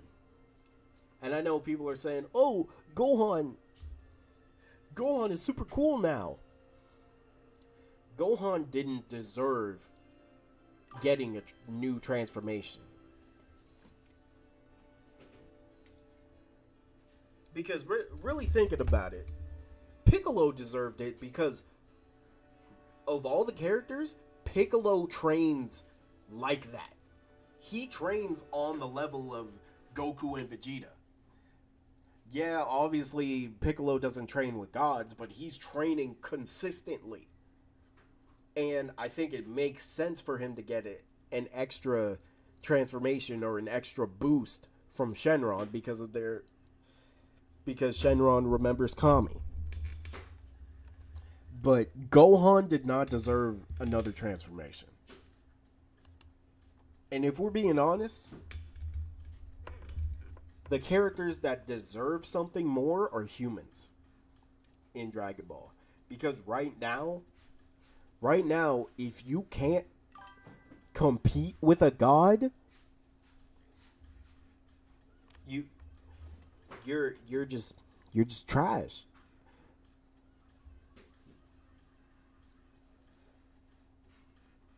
Doesn't make sense because back in Z, Shenron was limited to the creator of the Dragon Balls. So the fact that Dende is the new creator allows Piccolo to get stronger is kind of insane. That is true.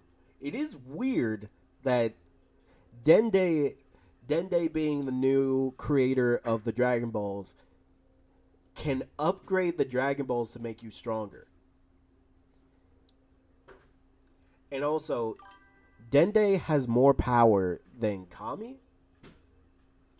and enough power to make Piccolo as strong as Super Saiyan Blue with a wish.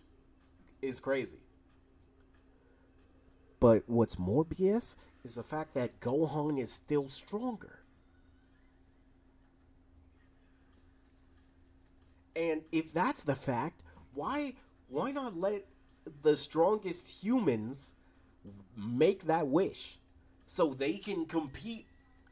Because really think about it. If Goku, Vegeta, Piccolo, and Gohan are not there and someone with godlike power shows up to Earth, who is stopping it? No human is stopping that, bro.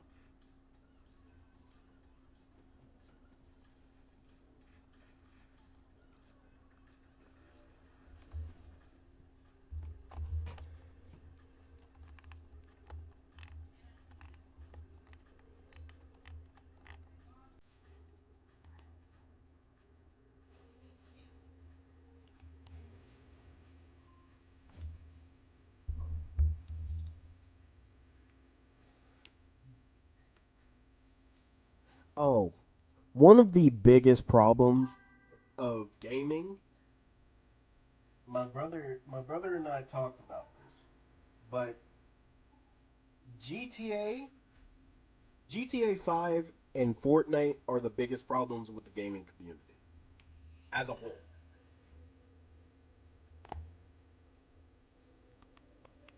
I'm calling Orange Piccolo Divine Dragon Form.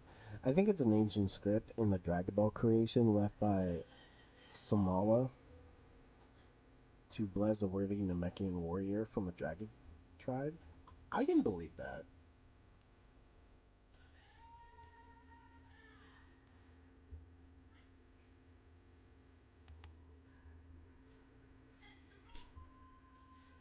But yeah, I feel like Fortnite Fortnite made a lot of corporations and gaming companies try to make their own version. And honestly, don't get me wrong, Fortnite it it's the biggest crossover game ever created, and that's facts. But now every creator every creator of a video game is trying to make their own version of Fortnite. And it's like, here's the thing. Y'all can do it, but if you don't love it as much as Fortnite, the Fortnite developers love Fortnite, then your game is going to fail. Marvel Rivals and Helldivers are the only two games where we have developers that care about this live service game to the point where people support it. But it's like everybody's trying to make a battle royale. Everybody's trying to add microtransactions. But it's like the game sucks. Look at my last. Okay. What's good, Bull? What else? Oh, let's discuss game trailers showing games not releasing or close to coming out. Bro, don't get me started. There are way too many games that they're showing trailers for. And I'm gonna be honest. If you show us a trailer, let the let it be trailers for games that come out this year. Stop giving us trailers that for games that are coming out in 2030 or longer. Like GTA 6. Bro, at this point we know GTA 6 is going to take a long time. We know it. Like we know the GTA devs somehow some way they got to deal with some hacker problem because someone's going to hack the system and then we're going to have to wait years for it. Because look at Wolverine. We had to wait so long for them to drop a trailer because people hacked their systems to show us Wolverine when all that did was make the process so much longer because they had to focus on like getting rid of the hackers. Ugh.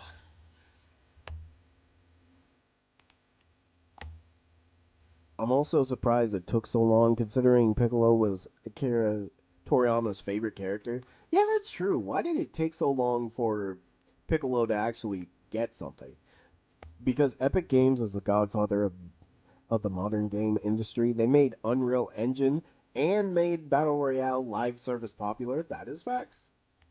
Power World 2. Yeah, Power World really opened the floodgates for other developers to try and have their own monster catching game.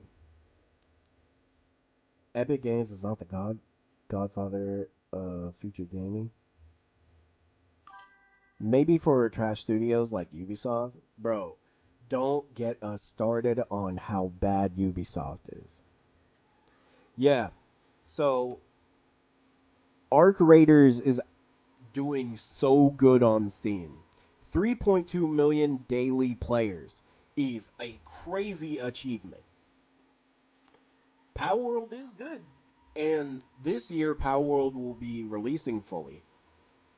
All the hype games that were canceled after a trailer or before one, like the Wonder Woman game, bro, why did they cancel the Wonder Woman game, bro? I think that was because of the deal. And also patenting a game mechanic. I look, I don't know. Tell me if I'm bugging, but you should not be able to patent a mechanic because you're limiting every other developer by doing that. And Marcus, let me know something. Mm, How do you feel about Souls-like games? there's too many of them. Too many Souls-like games? Like, I love Elden Ring. Mm-hmm. I really enjoy playing it, Mm-hmm. but there's way too many of them. Like, it's honestly oversaturating the gaming market. Like, don't get me wrong. Like I said, they're fun games, but it's just too much, bro. You know, I was so interested to get the Wukong game, and then I heard that it was a Souls-like game. And don't get me wrong, the gameplay, the graphics were beautiful. Like the game itself is beautiful, but it's like knowing that it's a Souls-like game really pushed me away from it. Yeah, it's and again, it's like Souls-like games are fun. They're very in. The challenge is enjoyable. It's fun to like overcome big bosses and whatnot. But after a while, playing that same style of game can just be a bit too much. Like I want variety in my gameplay. I want to play games like Devil May Cry or Kingdom Hearts where the combat's more fluid. Honestly, I thought Black Myth Wukong was going to be like Devil May Cry. What? I really thought it was. Dude, Well, what's up? $5,000. Look at this. Throughout the end of 2025, I've made a couple. Wait, turn it up. Throughout the end of 2025, I've made a couple videos discussing the current state of DRAM, with AI companies becoming more prominent and with AI as a technology requiring tons of RAM. We've seen these AI companies hoard up all the RAM. Bro, leaving RAM consumers is and the getting dust too for consumer expensive. electronics as a Dude, it's result $5,000. becoming more 5,000? Just getting RAM for your computer once upon a time that was What? rather Why affordable. is it 5,000 for RAM? Hold on. It's a DDR5. This is for a desktop memory. $906.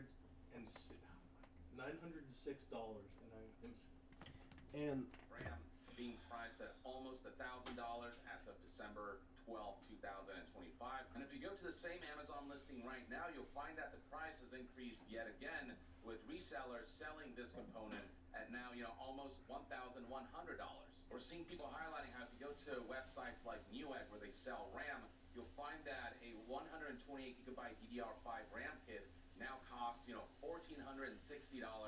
They are offering a $50 Starbucks gift card, though, so there is that. We've also seen companies like Micron, one of the major RAM manufacturers, warn that RAM shortages will last beyond 2026, warning people while also contributing to the problem, with Micron recently having announced that they're exiting the consumer business and focusing more on serving AI companies. And then above Micron, you've got the top two RAM manufacturers, Oh, Samsung no. and SK Hynix, who have also signaled that constraints are likely to continue. And there's no reason for these companies to do otherwise because it's incredibly lucrative. Micron, for example, achieved record performance amid okay, surging also memory don't get me prices. It's wrong, just easier to Souls-like sell games are RAM fun. en masse to AI They companies are rather fun, than try to sell them but individually to there consumers. comes a The time result is where that we're seeing price increases for I just electronics. I just don't want to I just don't want to do it Samsung, for anymore. example, recently having And like, raised don't get me DDR5 wrong, contract like prices yeah, by over Souls-like games are 100%. going to be And now hard, let's talk about difficult, the way this is rippling into and other everything. electronic I completely like understand that. GPU and the way that will all impact both console Because gamers as I well as mean, PC I played gamers, through with PC gamers in particular I played seeing a through completely Dark different Souls landscape, and a far Demon more Souls, expensive Bloodborne and financially inaccessible landscape. back Now, in the starting with day. consoles, we're starting to see Granted, reports I that should try to price increases I and should shortage play is Elden linked to Ring, essentially next-gen consoles being but delayed, or I at the kind very of least, I delays kind of for just want to next-gen play a game like discussed. The window for next-gen was originally God of sometime War between or 2027 and 2028. like That's Devil around the May time when we Cry. would have expected consoles like PlayStation 6 and whatever the next-gen Xbox PC console hybrid might be. But that's a release window that gaming console companies are no longer certain about due to the fact that RAM increases means that they'll have to sell Like more I just consoles at a I just significantly would higher cost, manufacturing rather more have a expensive, and different that might type just of not be game. tenable. Their And consoles might not be I'm as not talking affordable about in IQ or prices. anything. It's Sell just en masse. personally, Believe that I just want to consoles do need to I just sell want a to different this business gaming model. genre Now, to I, be, for one, think that you the know, days are up still front. young for consoles like PlayStation Granted, 5 I and played through Xbox God of 3. War We'll Ragnarok. It see was fun, more of the great current story. generation of consoles I just being wish we taken had advantage of more and its full games like potential that, you know? realized more. I personally think that I was next-gen consoles hoping, I releasing in was 2027 praying that Black Myth is still Wukong was going like too that, soon. but So this You know, hearing that it was more Souls-like, I was like, I don't know. Whenever next-gen consoles are planned to be released, we'll see RAM prices stabilize and drop and be at the reasonable level that they once used to be. Man, why is RAM so expensive? I think Black Myth Wukong would have been more DMC if it was Wukong's actual journey from the start, instead of a fragment of the OG Wukong restoring his powers. Yeah, I would like that more. We're seeing for GPUs across the board, and it all starts with the supply of GPUs I would significantly like that decreasing more. as a result of GPU companies like Nvidia favoring supporting AI companies and supplying them rather than consumers. So, for example, right here we have a report from December 17th, 2025 that highlighted rumors about how Nvidia plans to reduce RTX 50 production by up to 40% I also in think. early 2026. With plenty of folks Okay, highlighting tell how me, this tell me if starts to I'm essentially bugging, death of but PC is gaming, Elden or at least Ring the the significant best doubling of Souls-like PC game gaming. Now, AI currently? AI companies and pursuits of kind of more nefarious uses of AI being blamed for this whole situation, which, I mean, yeah. And the end result of all of this is that we're They starting to got see boring reports of what enemies, kinds level of price design, increases we combat can is expect okay. for GPUs, and it is See, I was really hoping like Black Myth's combat was going to be more like Devil May Cry. See, that's what got me excited. And plus, let's be honest, the first, yeah, currently, yeah, of all time, I feel like that goes to one of the Dark Soul games, right? Like one of the Dark Soul games has to be like the best of all time. Elden Ring, I can see Elden Ring being the best Souls-like game currently because of how much love they've been putting into Elden Ring.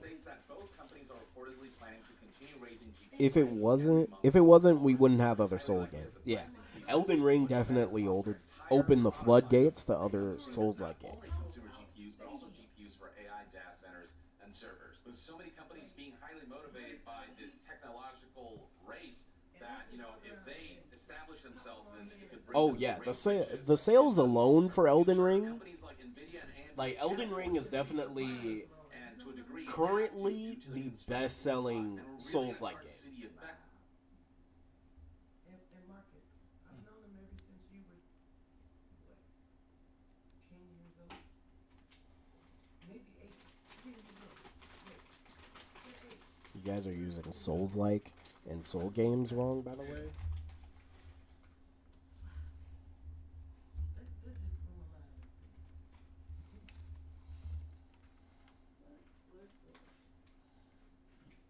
Of all of this in 2026 and beyond for who knows how long, you can really see the extent of the damage that this whole situation is doing to the PC gaming market.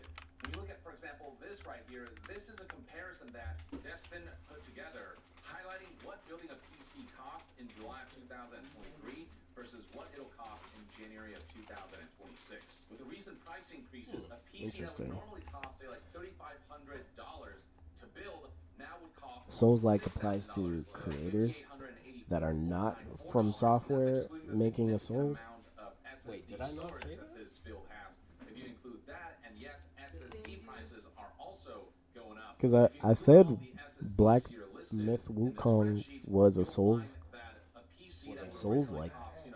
A little over $5,000 build would cost in January of 2000. Because like Elden Ring is a Souls-like game.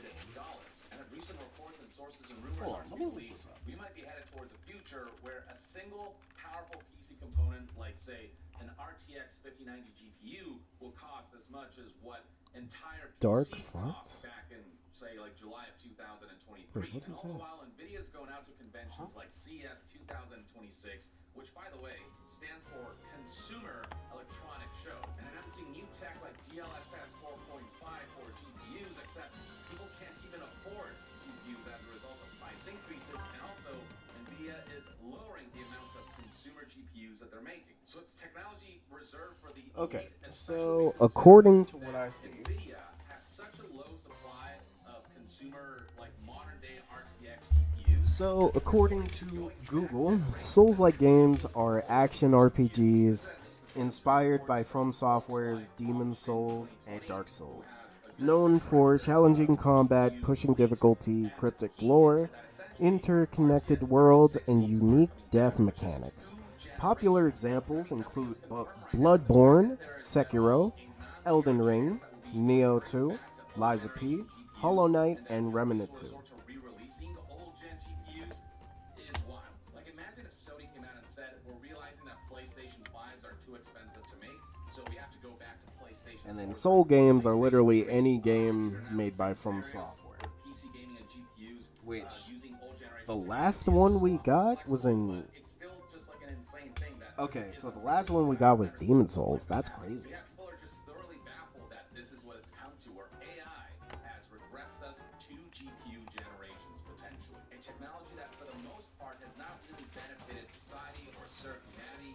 It's been more about serving corporations and their agendas. There have been some good uses of AI. There's been some good ways in which AI I mean, apparently, according to what I just saw, Gen AI stuff Elden Ring is a Souls-like game. destroy the environment, that try to replace workers with worse output, that Wait, what destroys is Elden? creativity, Isn't that Elden destroys humanity and art, and that steals art, creates misinformation, and spreads deep fakes and stuff like that. All this damage to our technology that much of its use is unethical, and also technology that's still very Wait, much it's made by From Software. times doesn't work as Wait, the game is made by From Software. Why is this considered a Souls-like game instead of a Souls game?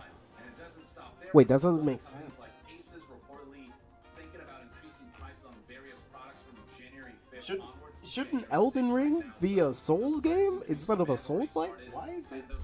Why is it being considered a Souls-like game? Series of portable gaming PCs to absorb increasing costs across the industry. This is just something Doesn't seem like you know anything. You can't even differentiate between Soul games and Souls-like. Yeah, but Bloodborne, Elden Ring, and Sekiro are FromSoft titles. Wukong going around all China, facing all the Chinese legends like the Jade Moon Rabbit, the Four Divine Beasts of the Four Directions, the legendary demons, the Yama Kings, etc.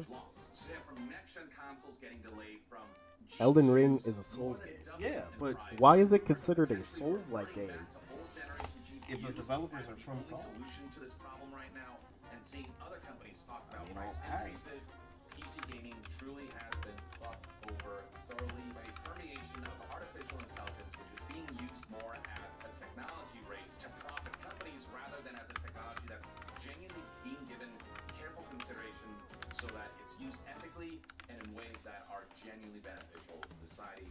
And the consequences and the end result are just abysmal. So yeah, if you've been thinking about upgrading your PC or buying a new PC or building a new PC, now Hold would be on. the time, because this is not going to get any better until, at least a couple years. Or if you already feel good about the Wait, current why PC and is... components that you have, just know that it'll be a couple of years before Hold on, this doesn't make sense. Elden Ring is made by FromSoft, but couple of years only people why is it saying it's a Souls-like game?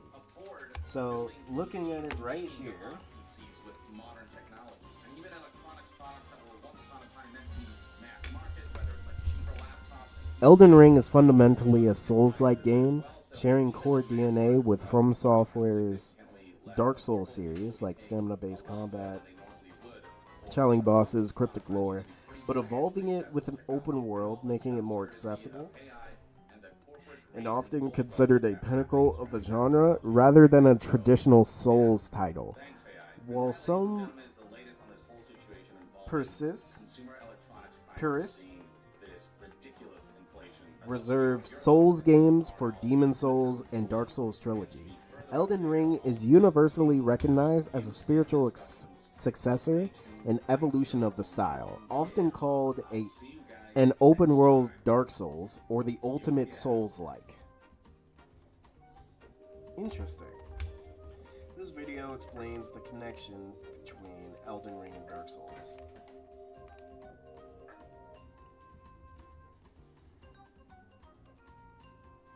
So Souls-like, the broader category, includes Bloodborne, Sekiro, Elden Ring, developed by From Software, sharing core mechanics but with unique twists. Why it's a Souls-like and not a Souls game? Open world, unlike more linear Dark Souls, Elden Ring's vast world offers freedom to explore and level up, reducing the forced progression found in earlier titles according to users on Reddit. I mean, okay. Accessibility features like spirit summons, a dedicated jump button, and the ability to flee make it easier for newcomers than old titles. Okay, so is Elden Ring a Souls game or Souls-like? Did I summon on ASL? No. No, I did not. Should I? Okay, so... Wait, this is confusing me. So, it's a From Software game, but it's being said that Elden Ring is a Souls-like game, and... Okay. Wait, this doesn't make sense to me. Because, obviously, Souls games should be made by From Software. You shouldn't? They're 1.5K to 2... Yeah, I'm not. I don't have that much.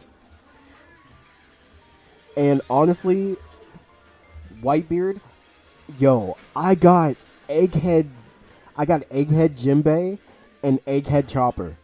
Look, I don't need anything else. I got those two.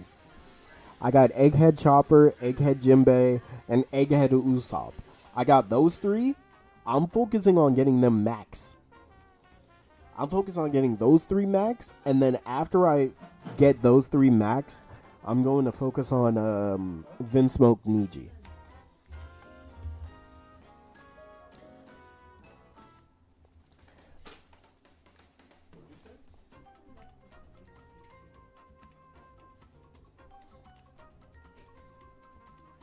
Okay, let me read. Yeah, but Bloodborne, Elden Ring, and Sekiro are From Software titles. It's probably because they don't have souls in the game's name. I hate Chopper Man, he's insane. Egghead Chopper is really good. What about Blackbeard V2? I'm not summoning. Honestly, I might just drop the game if he drops.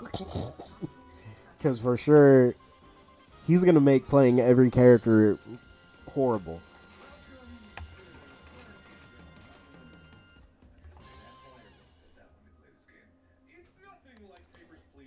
Okay, so Elden Ring is a Souls game and a Souls-like? You know what? It would technically be a mixture of both, wouldn't it? Because, let's be honest, Elden Ring does push the mold for all Souls games. So I guess that does... Yeah, I can actually get down with, like, it's a mixture of both. They're gonna buff Kobe and Shiryu tonight? Wait, they are? Wait, which Shiryu? Blackbeard Pirates Shiryu? Like the one with the devil fruit? Or nah? And also, Honesty Impact Kobe? I don't know if he deserves a buff, but I mean, alright.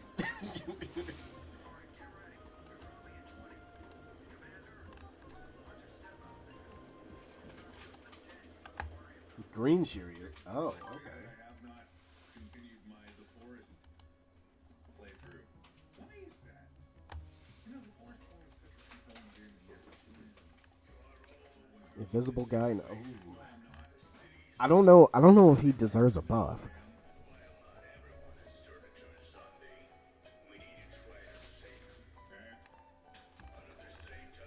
You know what?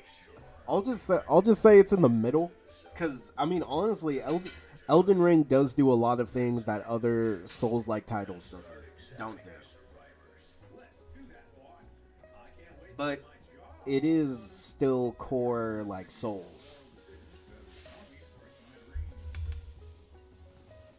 Thank you, brother, for enjoying the TED Talk. No problem. I just wish I was more entertaining. What are you talking about? Bro, we got to talk about things that have been bothering us about corporations, video games, and now anime. Well, anime cartoons, bro. Another problem with cartoons is that they don't have the love. I wish we had cartoons like we used to, bro. Well, that's the thing, dude. A lot of these companies don't respect cartoons. Like, even now, even with K-pop Demon Hunters getting as successful as it was, it still wasn't respected. Sony literally sold it. Which is to crazy. Netflix. And then they're trying to take credit after After K-pop it did Demon well. Hunters did so crazy good. And it's like, wait, hold on. Netflix let it happen and it sold that crazy? Yo, I gotta get some of this money back. But it's like, no, you can't get the money back. You sold it. Yeah, and that's what happens when these companies they don't respect these games. They don't respect our shows, animation. They don't respect creativity. Yep. Are you excited for Core 4 Bleach? Yes. I am so, speaking of creativity, I am so glad that the Bleach anime is back and they are letting Kubo make the Bleach that we should have got in the comics. I mean, in the manga. I say comics.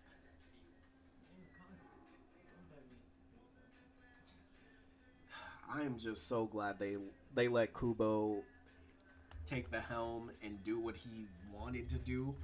I'm so glad. We got so much.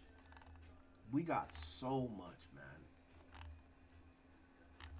Now all we need to do is we need to put our foot down and stop supporting some of these companies cuz we're the majority of fan bases are ruining their fan base games. Dragon Ball, look, the Dragon Ball community has been ruining their own games for a while. Bleach community, I'm glad y'all are speaking. I just wish Rebirth of Souls had more content, bro. Hell Arc will get adapted after Thousand Year Blood. Oh, it's gonna be big. It's gonna be big. Yes. I'm glad he's gonna animate it.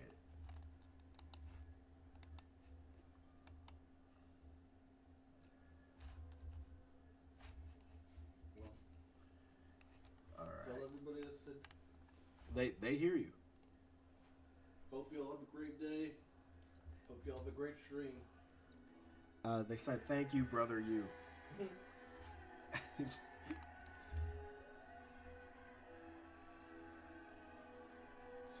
Yes, it is a large part of what's going on in the gaming industry is the fans' fault. This is true. Because it's like we can put so much blame on the corporations and all of it, but blame the majority who are buying this stuff. Because like look at Pokemon games. Pokemon games will never be good because Game Freak can give y'all literal poop on a platter. And the majority of little Timmies out there are gonna buy it.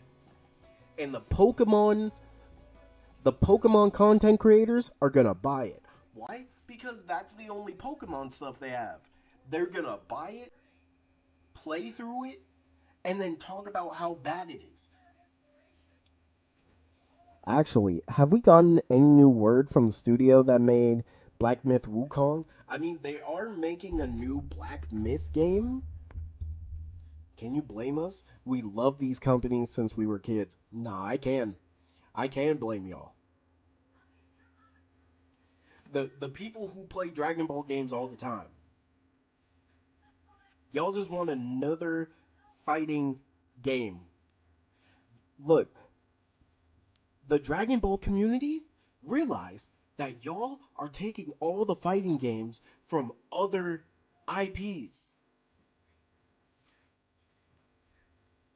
because right now Bandai is realizing more and more that They're making a game about that god from Smite. I know which one you're talking about. Hold on. What was his name? Zongkui? Zongku?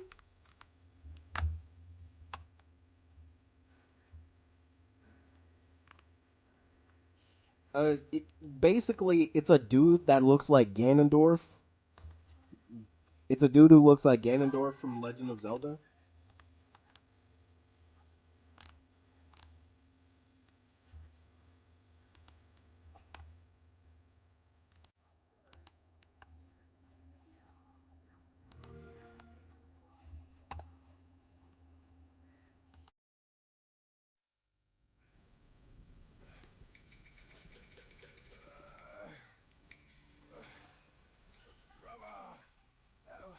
Help me out. You ain't even trying. It's all me.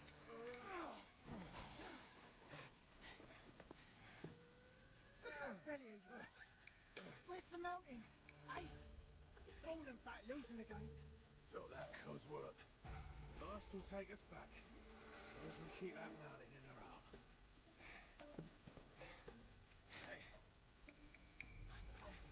Flogging, like speed. Not risk going back. Let's face it, we've got food on our table and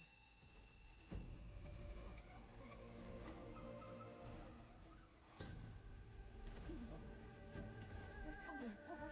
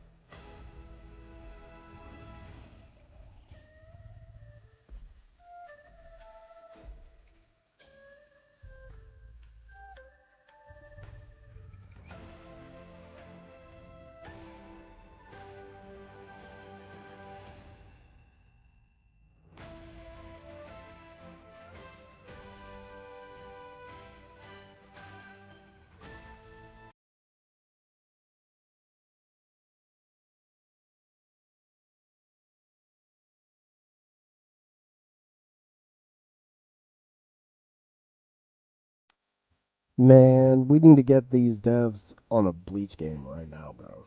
I would love that. Yeah, I wish it. I'm okay with them making like Black Myth type games, but I just want them to be.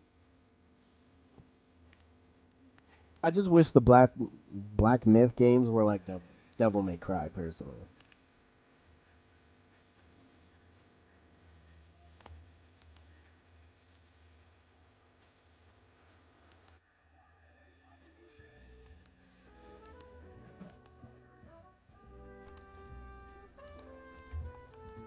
That trailer looks sick. It was sick.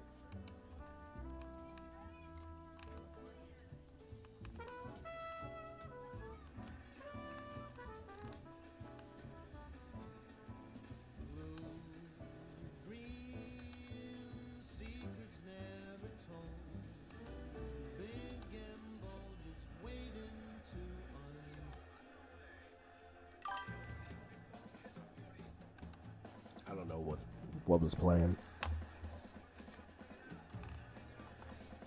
I need an ARPG Bleach game. That would be so good. Is that an Overwatch shirt? Nope, it's a Nightwatch shirt. Shout out to anybody who's played game. Well, I said played. Anybody who's watched Game of Thrones.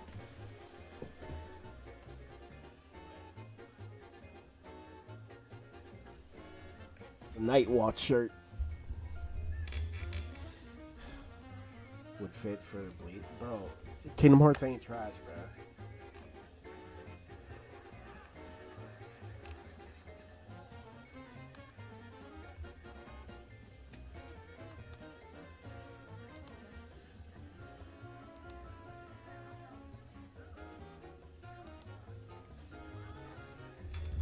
My mind is running 1,000 a minute.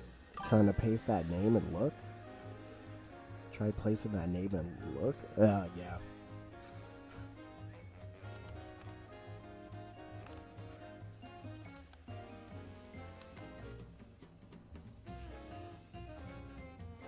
It was the same. You're capping, bro.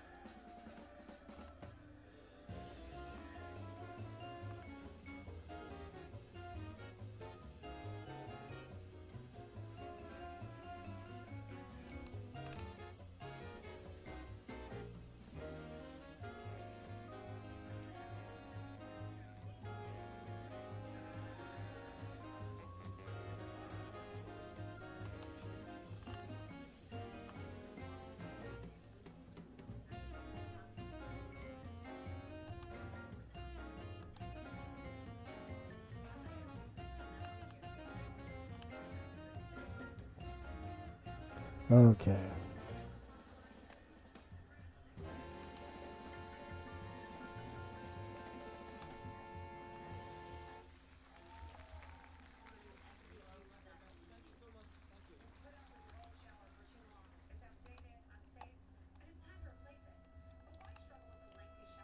All right, y'all. I'm gonna switch gears. Taking a break. Coming back with Xenoverse. So, how about we end this? You think they would make a Black Myth game for each demon the monk traveled with? Then the other demons they faced, then skip to the second Black Myth Wukong game where it starts with Wukong doing 3 battles. I mean, it's possible. It is possible. I don't know if they do that though.